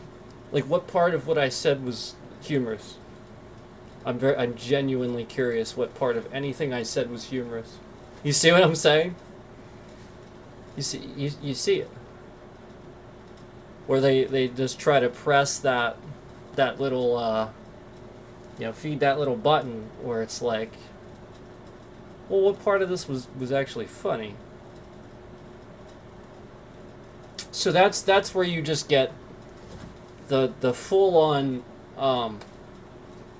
example of anarchy of people that are just doing this because it further feeds the conceptual thinking of we don't want laws, we don't want government, we want lawlessness, we want to drive and swerve around behind you and speed past you on the road with our Trump sticker on our vehicle, on our truck, and all that.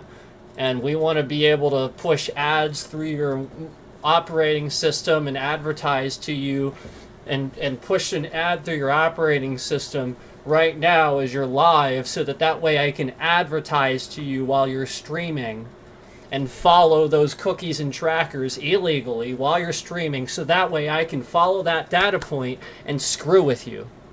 Because, if there's any little bit of data advertising and I'm a data broker and I have that ability, all I got to do is this, a little bit of this, a little bit of this, follow that data point, and I can screw with that person.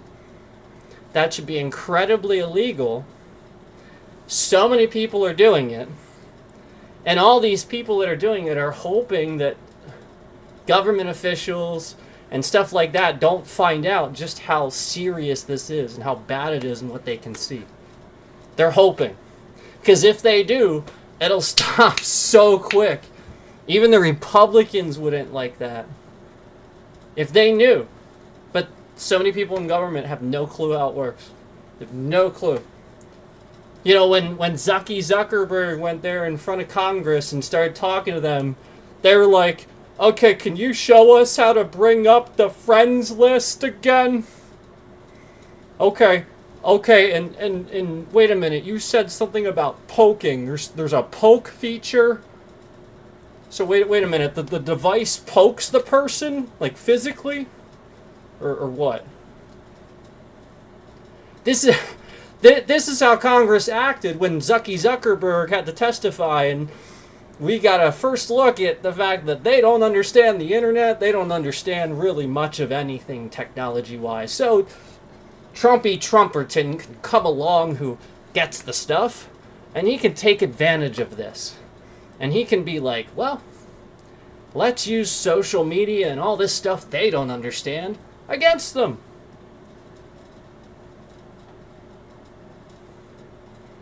That's what's happening.